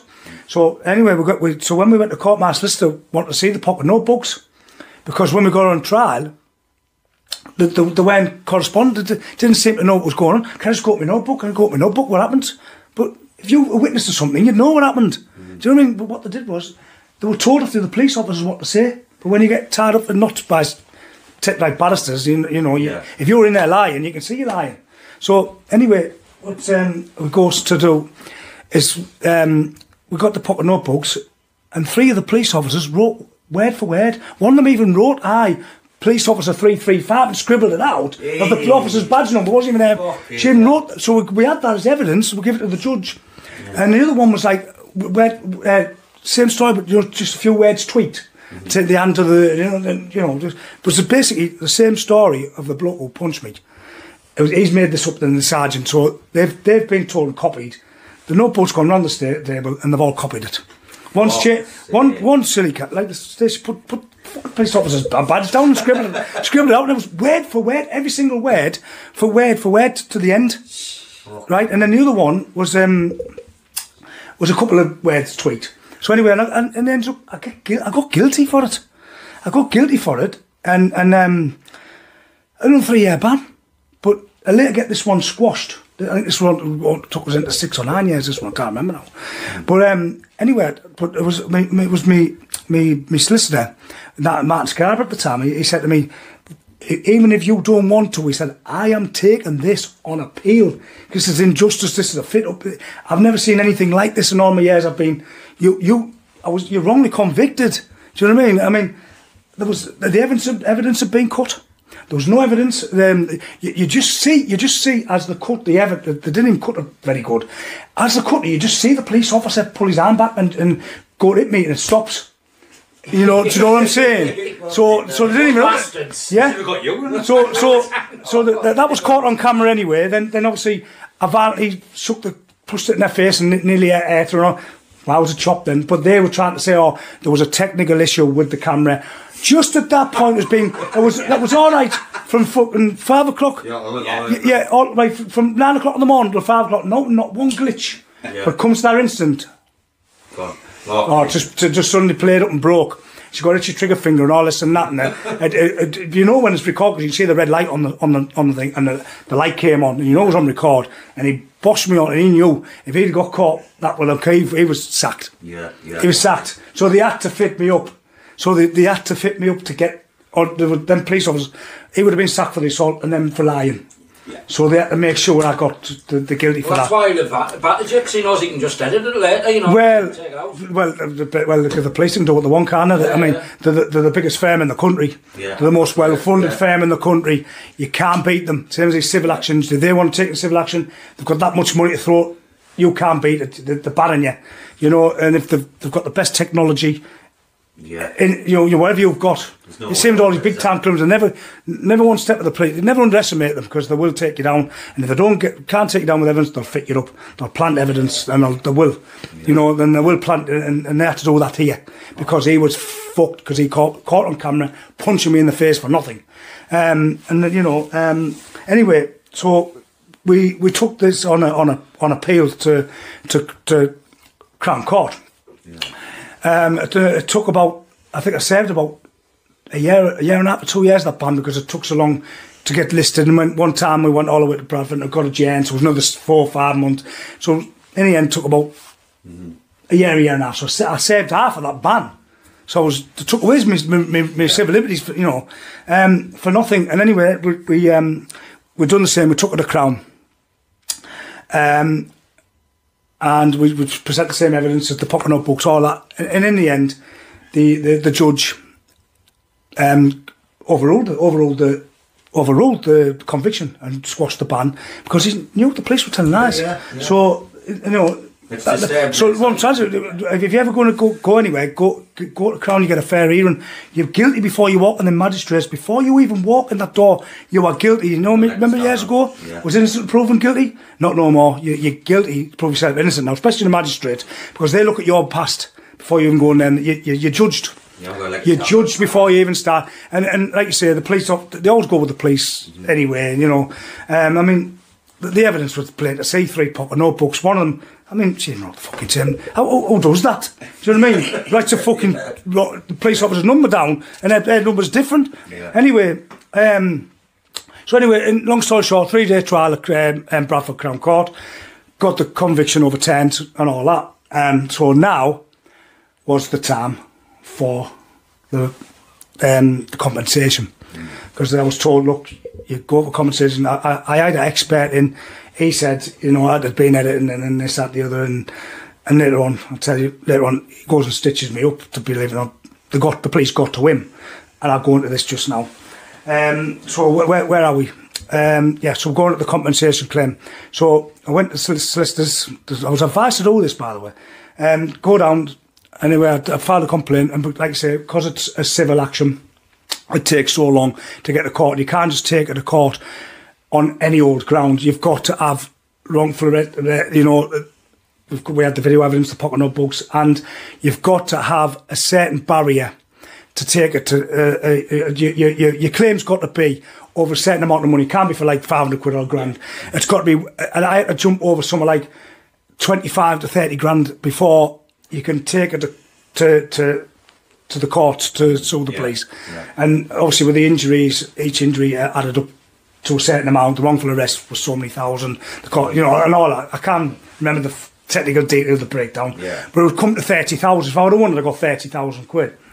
And they were making sure that I wasn't getting that. But it fell into my own trap, to be honest. I didn't realise they were building a profile on me. And that now fits into place all the arrests and all the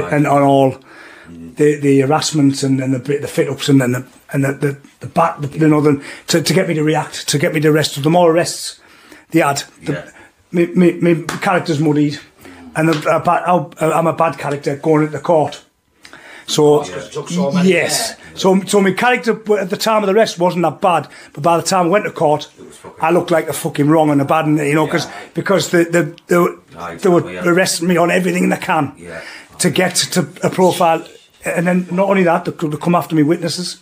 They'll arrest me witnesses to blacken them, you know, and obviously, again, some of them are on civil actions. They weren't actually took on a court, a conviction. They take them on a civil action just only on the smallest of evidence to ban them because they're my witness in court. So when they go in court, this witness before the court, so basically I got some of my witnesses banned. My fault beyond. I didn't because they were there involved as well, but I'm saying they probably wouldn't have got a ban if it wasn't for me as well, because they had to ban them.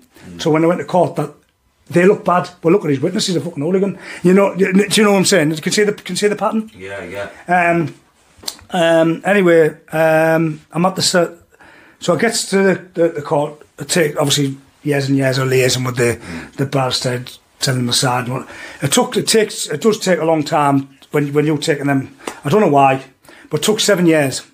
And in that 7 years, you know, I wish I never took them to court now, because I probably wouldn't have received the treatment I got for doing that. But I had to. I mean, if I break the law, I'd have to stop it. I had to nip it in the bud. Do you know what I mean? I thought, if you're breaking the law, then you're going to get punched same as I do. Do you know what I mean? But so anyway, so it gets to the 7 year of the court case. It goes to Bradford Crown.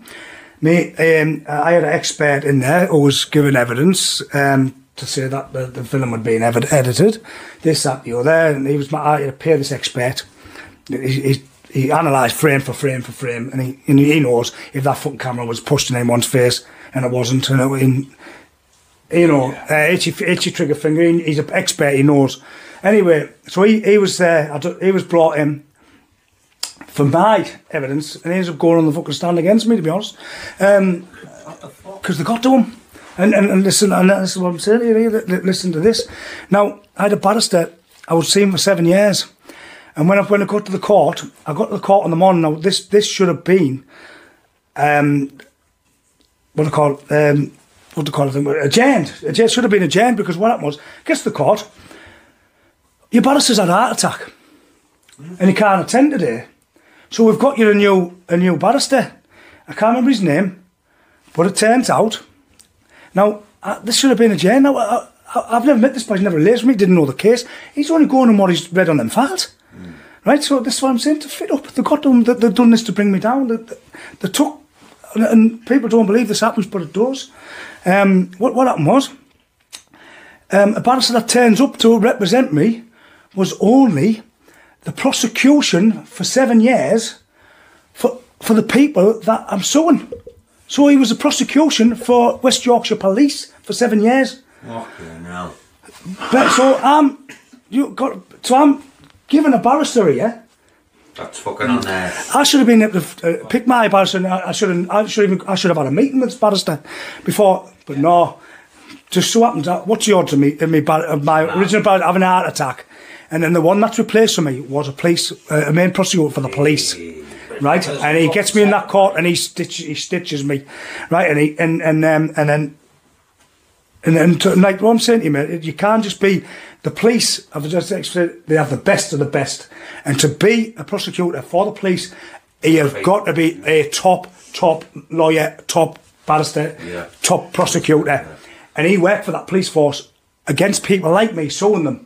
Okay. So, and he's in bed with them upstairs, liaising with them all. They're all his ex-colleagues. He's in that court with. Yeah, I've got a fucking. I haven't got a leg to stand on. Yeah. Didn't you have a meeting at all with them? Didn't have a meeting, never clapped eyes on him till the moment, about an half an hour before that trial started. He was planted there. I don't care what you say. He was planted there. I mean, what's the odds? That should have been adjourned. I should have had a meeting with him. You know, he'd never even got to meet me. He'd never even discussed the case, and nothing. Where 7 years, this other guy knew the ins and outs of everything. So he's only picked up the case by reading bits and bobs. Oh, mate. So I didn't have a leg to stand on. So anyway, I get in the court, and he fucking grills me. You know, you would have. He was supposed to be defending me. You would have thought, honestly. Did he forget what side he was on? He fucking knew what side he was on. He was on their side, but he had to. Yeah. But honestly, he grilled me more than their prosecutor did, and he was my defence barrister. I didn't have a leg to stand. So what's the jury looking like seeing this? Do you know what I mean? Because it was a jury decided if I got the money or not. You know. And then I gets listen to this, and then I gets me barrister, my witness comes in, the expert who done his evidence in that last trial, gives his evidence, says the outcome of what he thought of his investigation. He didn't do this, and give it to the speed. He didn't do this, and it had been edited. He did do that bit right, like he done that justice. He couldn't lie there. But then he goes on to say, but I do believe that Mr. Bailey only got off with the offence at the court because the judge fancied his barrister. Oh. So what the fuck now? So what? He's not there to give any other thing, any other thing but that evidence on that case. He's not there to give his thoughts. Right now, even if that judge, I mean, don't get me wrong, my barrister, she was fit, she was a young lass, and I mean, and I can see why the judge did and the judge I had wasn't like an old fuddy-duddy in his 70s, he was like in his 40s, tan, bit of a porter boy, But why is he even saying that though? You know what I mean? Because they got to him. He never said it in the first. Well, obviously he couldn't say it, but he wasn't there to give his version of event, like his opinion. Do you know what I mean? So what? So someone's a jury heard that's it fucked. Do you know what I mean? And it puts a doubt in their mind, and then you've got the other guy grilling me as if I'm on the prosecution. He's meant to be defending me. Yeah, there goes your compensation. Yeah. The defence should have been saying you can't use that. So we'll put it this way, right? How does that, right? If that was true, so I gets off on a charge not because of the evidence, not because of the fit-up, not because of the lies, not because of the assault and the expert. I gets off because he fancies me barrister. So what does that say about the British justice system? What does that say about the British justice system? Yeah. What does it say? It's corrupt. It's corrupt, isn't it? That's what they're saying there. Do you know? That's all. Yeah. You just haven't got like a stand on really. So what happens if I was on trial for murder, and the so-called, because when you get a barrister, they can be prosecutor as well. So imagine if that was the prosecutor and I was up for murder and he fancied that, I would have been going off for murder. That's what he's saying. Just, you know, not I never got off on the evidence. I got off because he fancied me barrister, and that was what he said in court. And then obviously when they do that, puts doubts in the mind. Then you've got the other guy grilling me and you know, basically fit me up. Fit up from walking in that room. Must have been fucking filming. Well, I was. Yeah. And the next day, it was the next game. I was a couple of days later. I think we played Notts Forest and straight over the place. Did you win your case? No gloating and that. Oh. But it was my own fault because I lost my own case because I was so wrapped up in the football that I give them what they wanted. Yeah. Do you know what I mean? I built the profile on myself. Yeah. Do you know what I mean? But I didn't realise at the time that they were doing that, and then now comes. Yeah. Now I can see why all the fit-ups and the harassment were coming in. Oh, but there's loads of things, mate. If they want you, they'll go any lengths to get you. But there's another one as well where, I mean, it wasn't just one. This is about how much I profiled of them. It's not just once. I saw them a couple of times. Do you know what I mean? Because again, it was a Tuesday night game. We played Darlington. We were all out in force. There was loads of us, and giving fair play down. They came at us that day. They're coming down, but just before they got, obviously when they did, we ran out to them. We were in the 80s. It was a hell of a squad of us, and going round. I'll just go in depth to get the moral of the story. When I went to earlier on, you have a ban and exclusion zone, and you're banned from your own town centre pubs and things. Yeah, when I was going out earlier on, but what they did was the police here.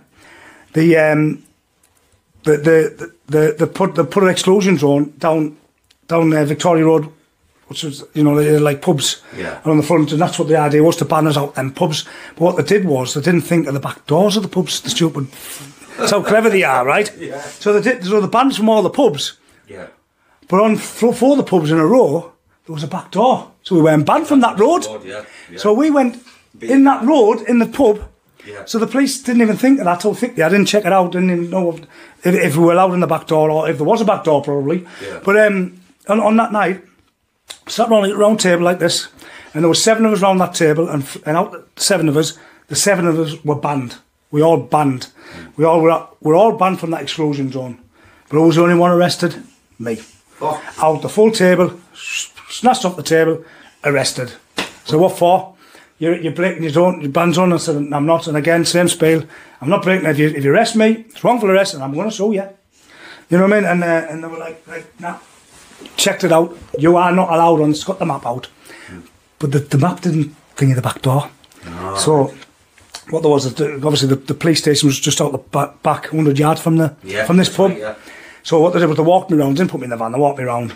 Put me in the and obviously in the holding bit for waiting for there was a couple of people who we'd booked in, so the sergeant was busy. So I had to wait outside. So anyway, next thing you know, there was one of the intelligent police for our Hartlepools, Cleveland. Yeah. He comes running in. Get him out! Get him out! Get him out! What you doing? Get him out!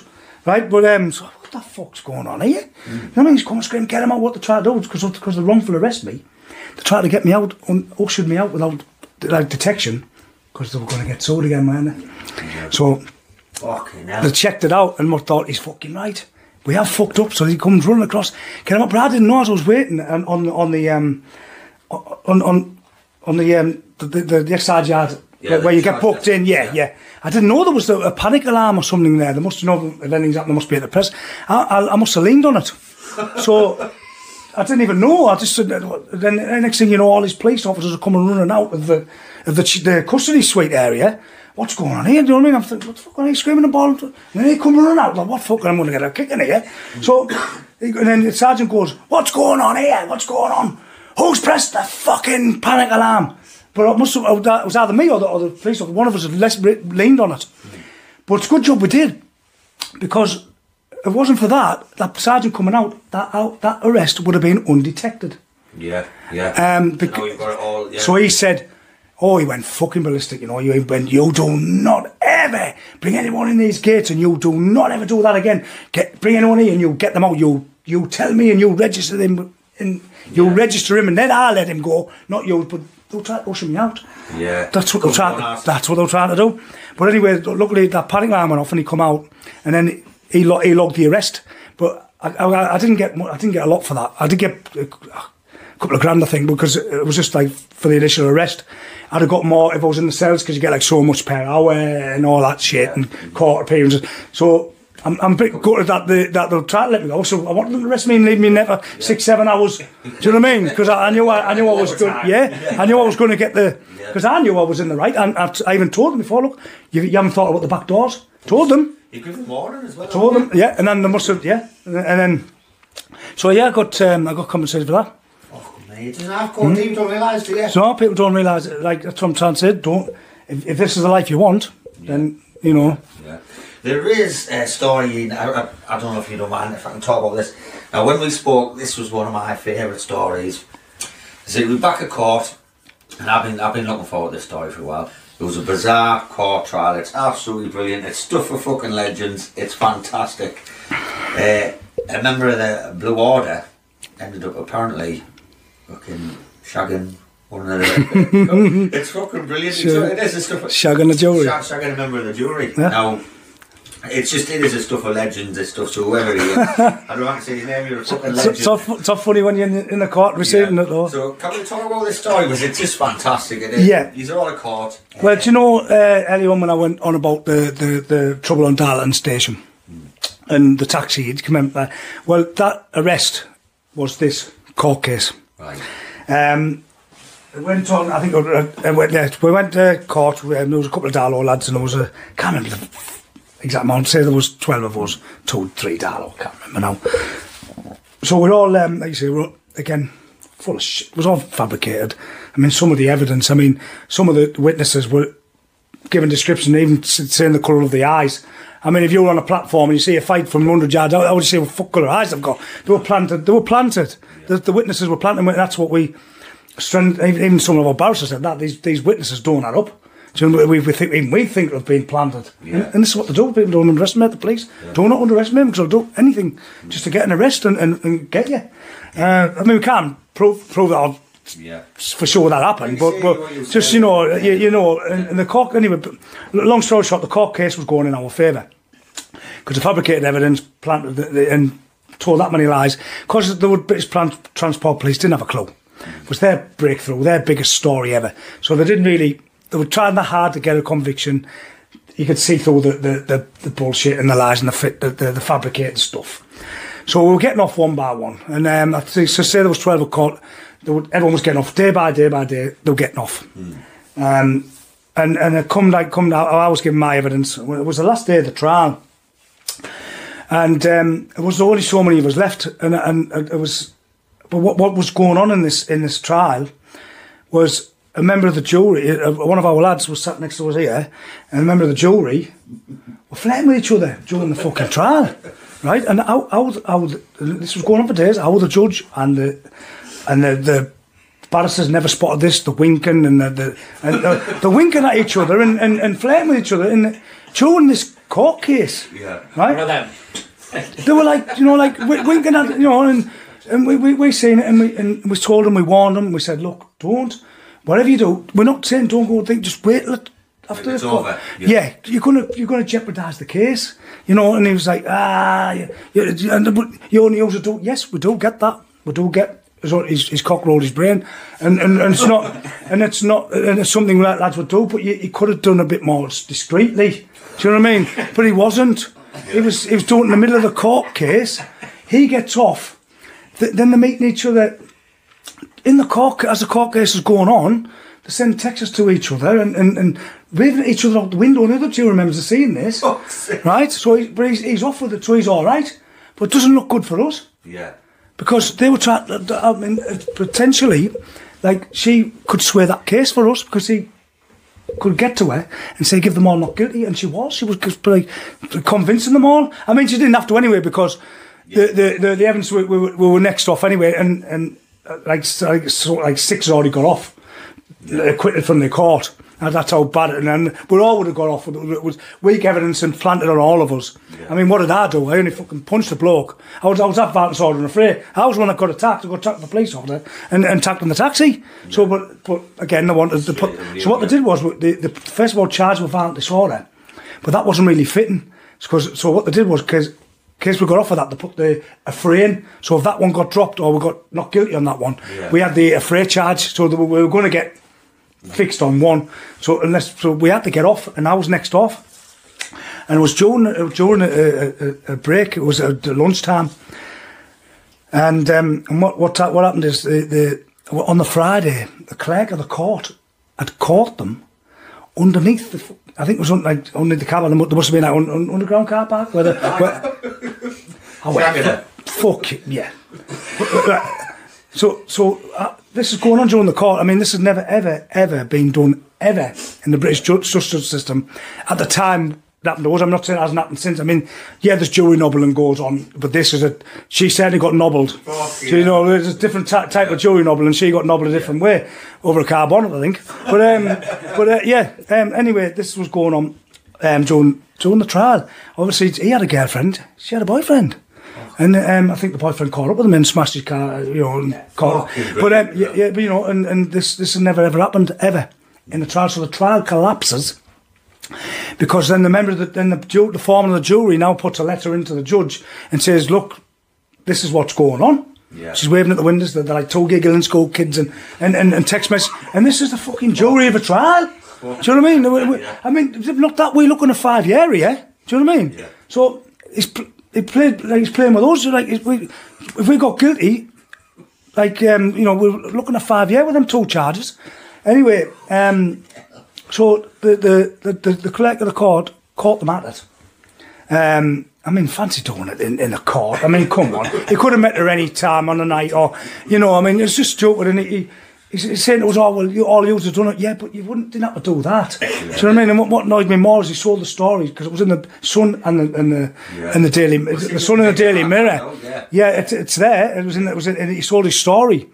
Well, he said he never saw it was his mum. He said it was his mum, but how does his mum know? How does his mum know what happened? You know what I mean? He sold the story. He reckons the press knocked on his door. His mum's given the story, but the information that they had is impossible for his mum to know all that. But well, what got me is that, like, in the end we couldn't go back, like we couldn't take it back on a retrial, like with the other people that were there, because the strong links in the cases that got off cannot be retried.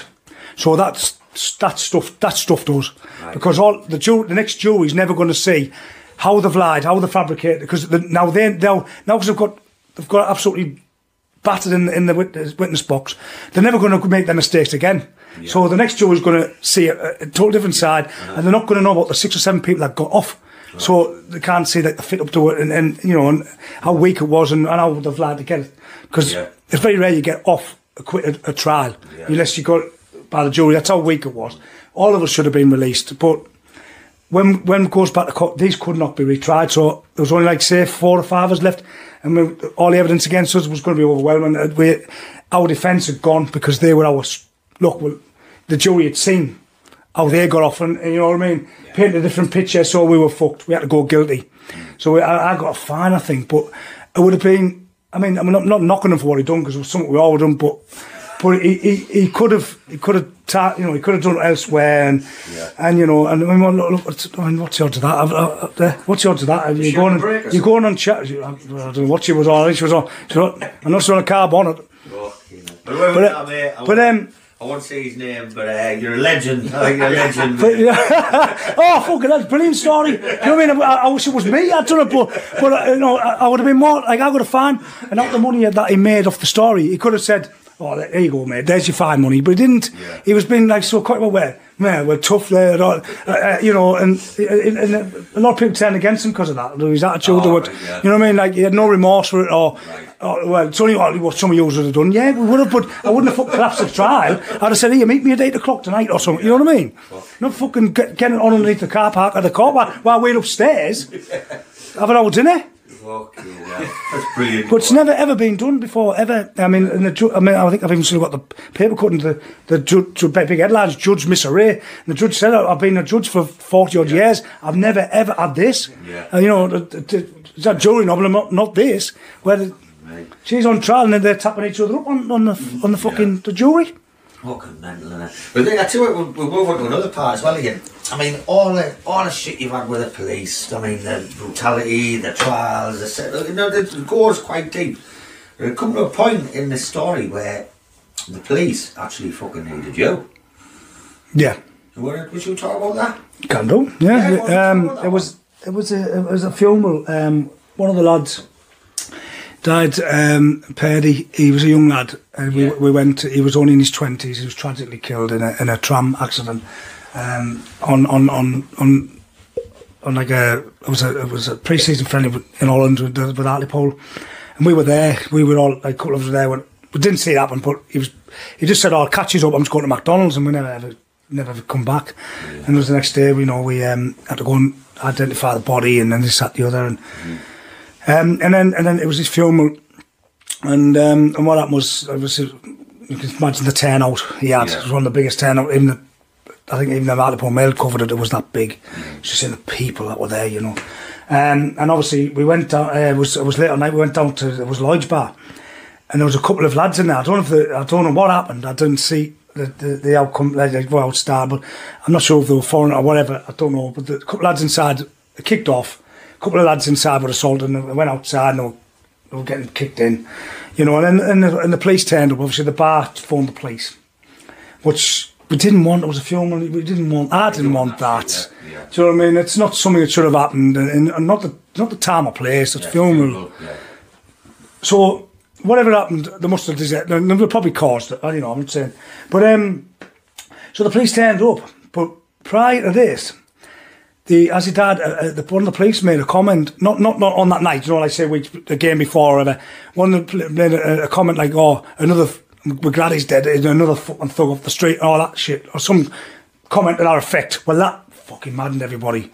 Everyone was fuming. We don't know what the police officer was, but everyone was, you know, just they didn't like the police at the best of time. But I was saying something like that, and obviously, that memory came back to them when the police turned up for this assault. But there was only 2 police turned up. Now, don't get me wrong, I don't like the police as well as they don't like me. And I didn't do this. I done this because I thought it was the right thing to do. And what happened was the police turned up, and then all of them, well, not all of them, but a bunch of them came out giving the police shit. Fuck, yeah, you've said this, you fucking scumbags, you shouldn't have. But it wasn't these 2 police officers at it. It was some other one. Do you know what I mean? And these 2 police officers weren't part of the football. There was just 2 police officers all doing the job. It turned up to that incident. Do you know what I mean? So they're all going at the police, and they're trying to get at them. So I just stood in front with my arms crossed, pushing them back, saying, get in, leave it. You know, just protect them and them, if you know what I'm saying. Obviously, they're only doing a job. They've got families. I know that the comment shouldn't have been made, and you can't take it out on two innocent other people. Yeah. So I can see why they're annoyed, and you know, and I was getting frustrated. Everyone was pissed, and it was an emotional day, and that comment's been said about them. And you know, so I just stood in front of these 2 police officers. Never seen them before in my life. Yeah. Didn't, you know, and obviously they calmed down. But prior to that, I think a couple of weeks before that, I was arrested. Down Chester, I think we had some trouble with the doorman, and we were fighting with the doorman, and we got arrested. The police ran me over with the car, and I fell on the car bonnet, and I ran and chased, but I hid in the bush, but they got the police talking, they found me, and they stood on my head, and they were saying, bite his face, tore my hands, one on my head, and they were trying to get the dog to bite my face, but wouldn't. But it ended up biting my side. I had a big chunk off my side here, like massive stitches in my side off the dog, but they were trying to get it to bite my face. Anyway, the charges were, I think it was some sort of public order offence, so I was at court for that. And the court hearing was just a couple of weeks after this funeral. So I goes into the court, and then this big fat sergeant comes in, you know, and he comes in, oh, I'm going to the court to which what I thought he said, a recommendation. So I thought, because it always tried to twist me up, and I thought, oh, here we go, and going in now to try and get me on other things, and so I'm giving all the percentage, go on, fuck that, and I'll do what you want. I'm fighting it at him. I'm innocent. I'm giving him all at the mouth, and I didn't know until he come out. He went, Mr. Bailey. He said, I'm getting you off here. I've got you a comment. Well, it was a commendation. He said a commendation. I thought he said a recommendation. Well, a commendation is where they dropped the charges on you. Right. And it was because of that incident on the night, which I didn't know where. And they said, oh, we've dropped the charge because it wasn't for you that day. So there wasn't enough police officers on duty. There wasn't enough. He said, if you never went there, he said we knew that police officers would have been seriously hurt or in a serious situation, because obviously they went reporting back, and that's when since then the sort of the brutality and they left me alone sort of thing. Then that's what they said. We had a different perception of you from then, but you know. Being there that night saved them a lot of well, I probably saved them going to hospital, mate. Because I reckon someone would have given them it, because they were all going mad, and some of them were trying to get at them, and I'm pushing them back and stood and protecting them, put a barrier around them. Be fair, I don't know why I didn't do it for that. Well, I did it for both reasons, really. You know, it wasn't a time, but it was uncalled for. And what was I saying then? Oh yeah, they said that if it wasn't for me doing that, they did radio for backup from Middlesbrough, but it was 25 minutes away. Yeah. So there was 25 minutes for them to get back up. So I potentially did save their lives, I think, that day. You know what I mean? Yeah, and and especially with all of that, being pissed up, I never had no grievance. I never had no grievance with the police, even though they tortured me. I never gave them any shit. I never gave them any steak. You know, I never had a grudge against the police, even though they arrested me. I never used to give them any slaver or anything like that. So. You know, but that goes in there, that story. Yeah. But it got me my charges dropped for doing that on it was only stupid public order offence. You know what I mean? It was nothing, but yeah. So let's say we've covered quite a bit, the fighting, the court, the trials, and all that.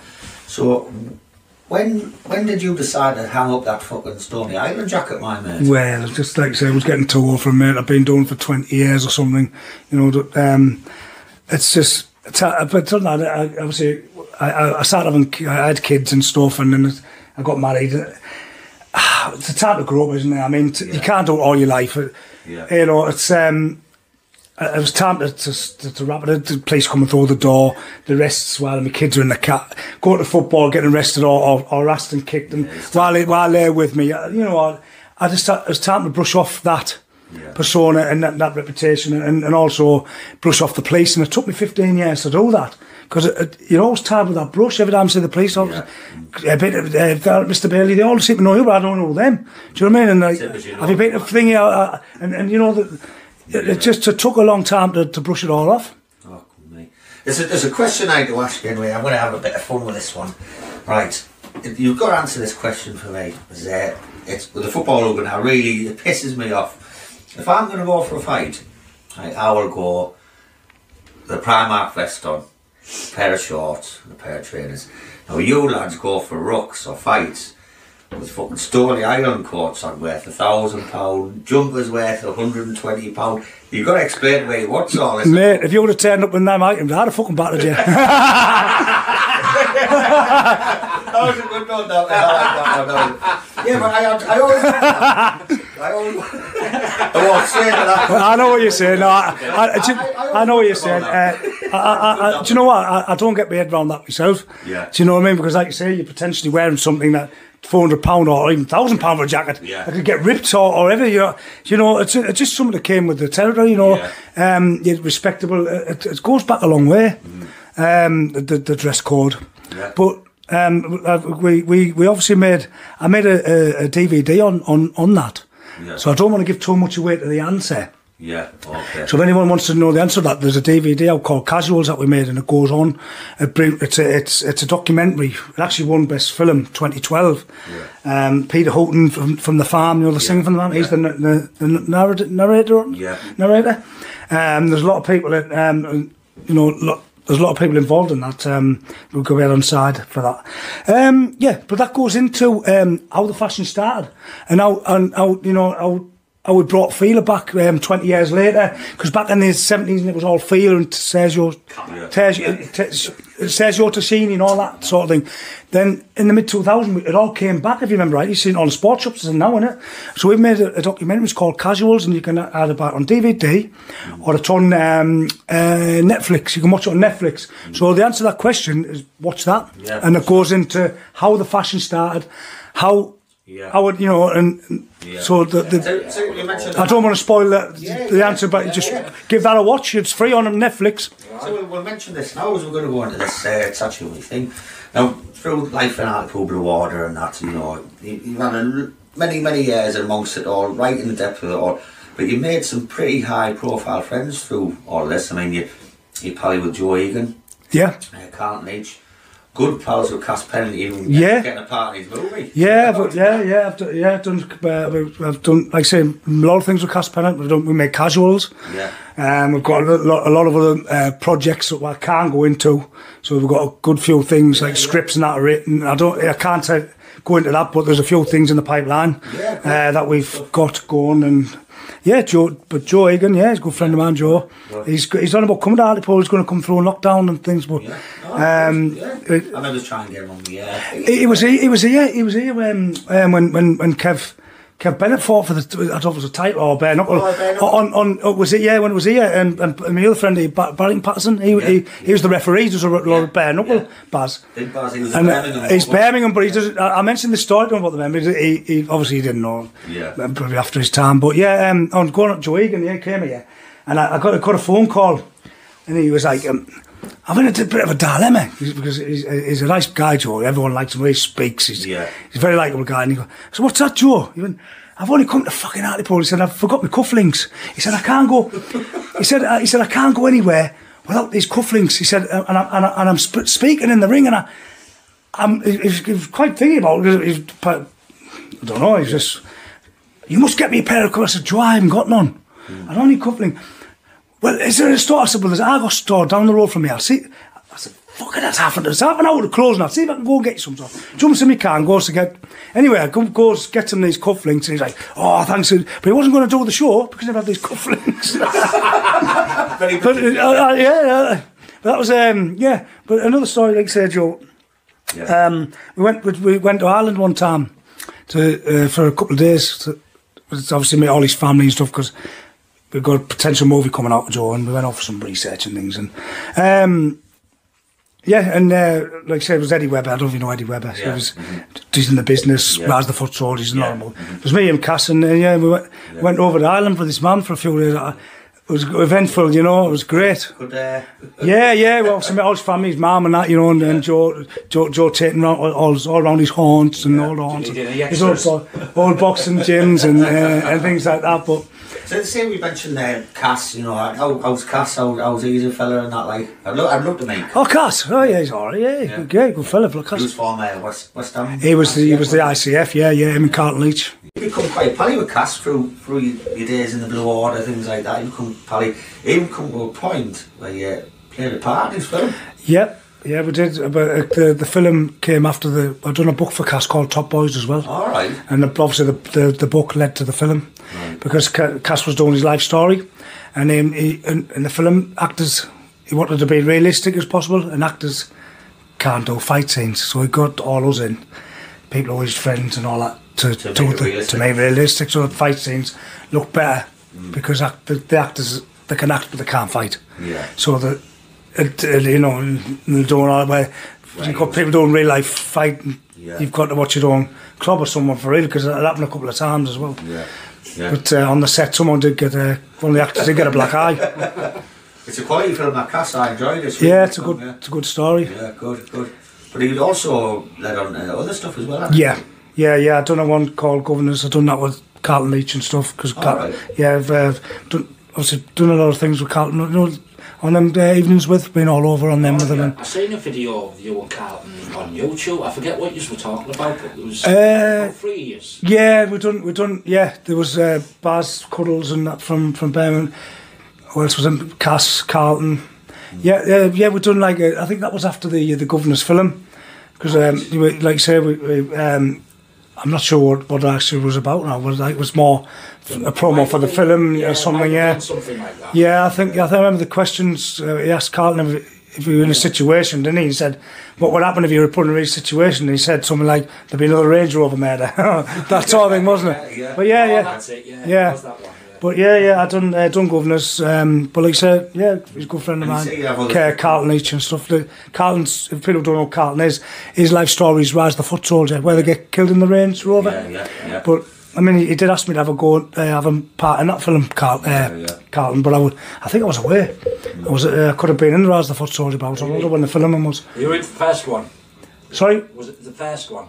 No, I never done any of his films, but I did get asked to do the second one. Oh, the second one. But I was away, so I didn't do it. Yeah. But I did do.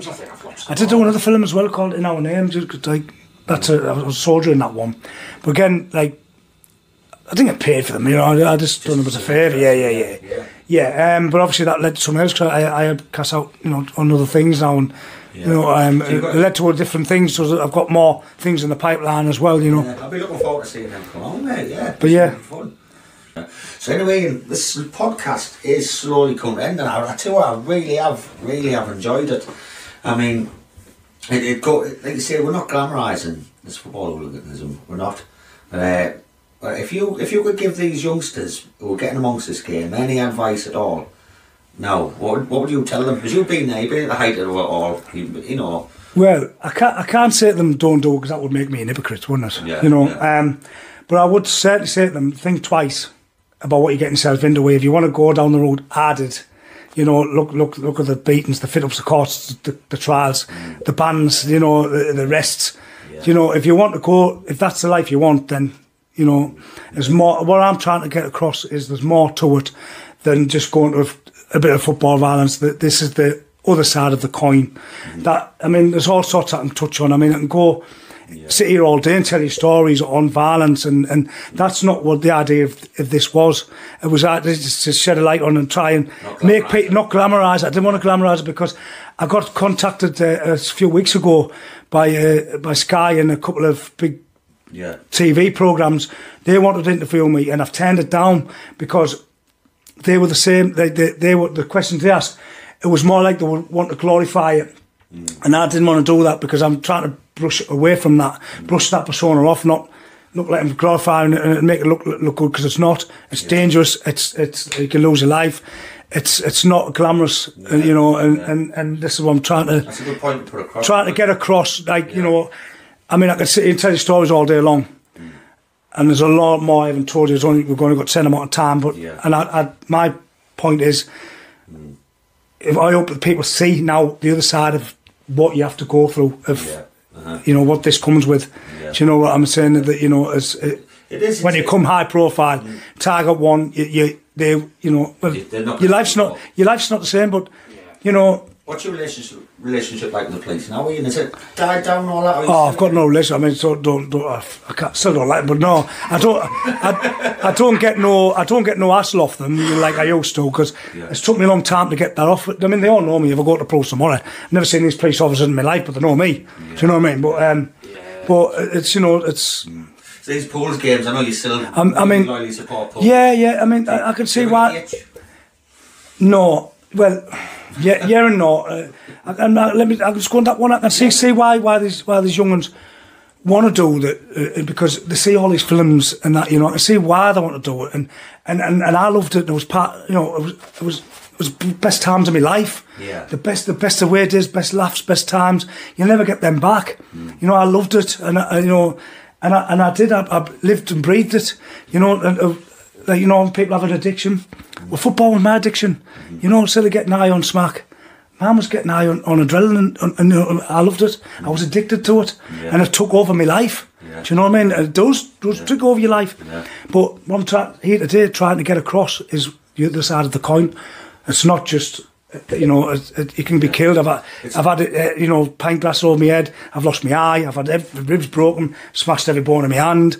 I've had stitches. It comes with. It's not just kicks and flings and little it can be large-scale disorders and riots and weapons and, you know. It's good to say advice, especially coming from you. We've been there, you've done it all. And they say we've delved into the dark side of it all, which most people, I didn't know this all happened, you know. It's good that you told it, you know, so people do get to see an insight of what fucking really does go on. But like I say, when you said getting the itch, no, I certainly haven't got that.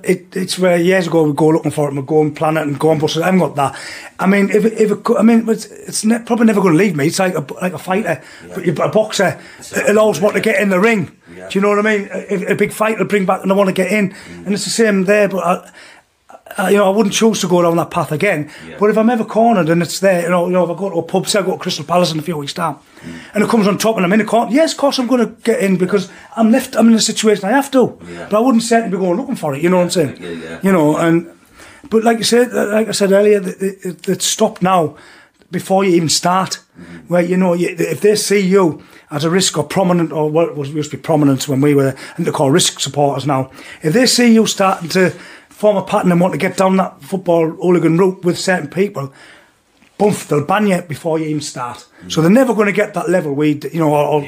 All the old school hooligans did years ago, and you know, it was even before our time, like in the 80s, 70s, and 80s when West Ham, Borough, things were different then. You know, they had the rip. You know, that was the height of the violence. We missed all that, but we did it with the banning orders, with the technology, with the CCTV cameras and the technology. So we still in the ban, you know, we still done it, and having all that against us. Where years ago, in the 80s, you never had that. You got to kick up the yard and send home or a fine. Now you're going to jail for a long time. You can just swing one punch, not even land, and you go to jail now. You know, that's the years ago you got to kick up the arse or slap round the face like they used to with the old policeman. Then get home, you know. Now it's different. Now you're looking at a long straight. More like a murder charge sometimes now. And surveillance and that nowadays is technology now has took over it. I mean, no. I tell you what. The thing that's fucked it more than any power of the police, any CCTV is the mobile phone. Mobile phone has damaged everything. Everything doesn't matter whatever happens in the street, or if there's not in Asda, you can have an argument in Asda. Before you leave that store, someone's got the phone out. 7,000 people sit before you go back to your car park. Do you know what I mean? You know, we could be having it in the street now, and people in the phone and traffic lights in the car videoing, and you don't realise. So you're caught before. Even dash cams, everything. See people on the houses, you know.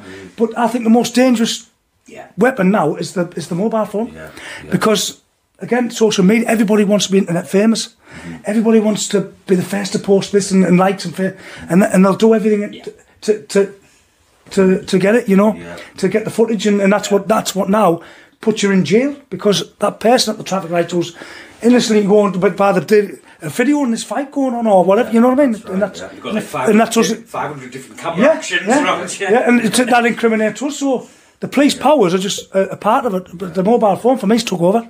You can't do anything anywhere now without being on social media. You know, anywhere. It could be an argument in a shop. Someone's like that.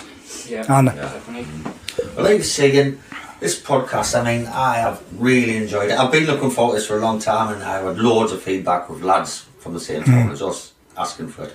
And it's been an absolute privilege and an honour, and a really interesting story, and it's been fantastic. So I'd like to say, and thank you so much for coming on, giving us the time and telling us your story, man. But it's been absolutely fantastic. But like I say, I apologise for the length of time I took with the.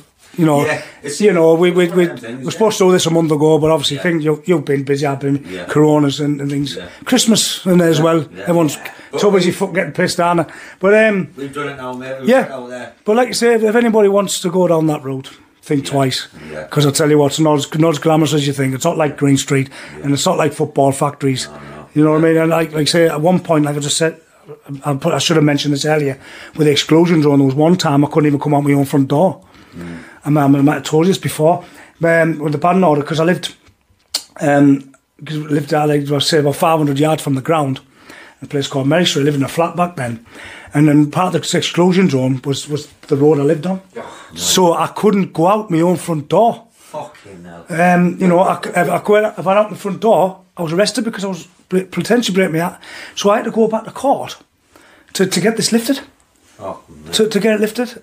You know, obviously, so, and then what they did was they said, I can turn left, but I can't turn right. Do you know what I mean? So potentially I couldn't call my own fucking door for something I didn't even do, really, but fit it up. I can't even go to the shop. Yeah. The podcast is coming to an end now, and it is a fascinating story. Like you say, it's not your regular football hooligan story. It is. No. It's really in depth, and it shows. It's a story with a twist as well. Yeah, it is. People don't see what goes on, you know. So I'm so glad you put this in there and come on and spoke with me. Like I say, I could go on and tell you a hell of a lot more, but again, I've got pretty much what I want to say, and you know. Good, but I tell you what, Ian, thank you so much for coming on. I know it's been a long time coming, and we finally got it done, mate. Yep. So from me and the David Robson podcast. Right, thanks a lot, mate. Thank you for coming on.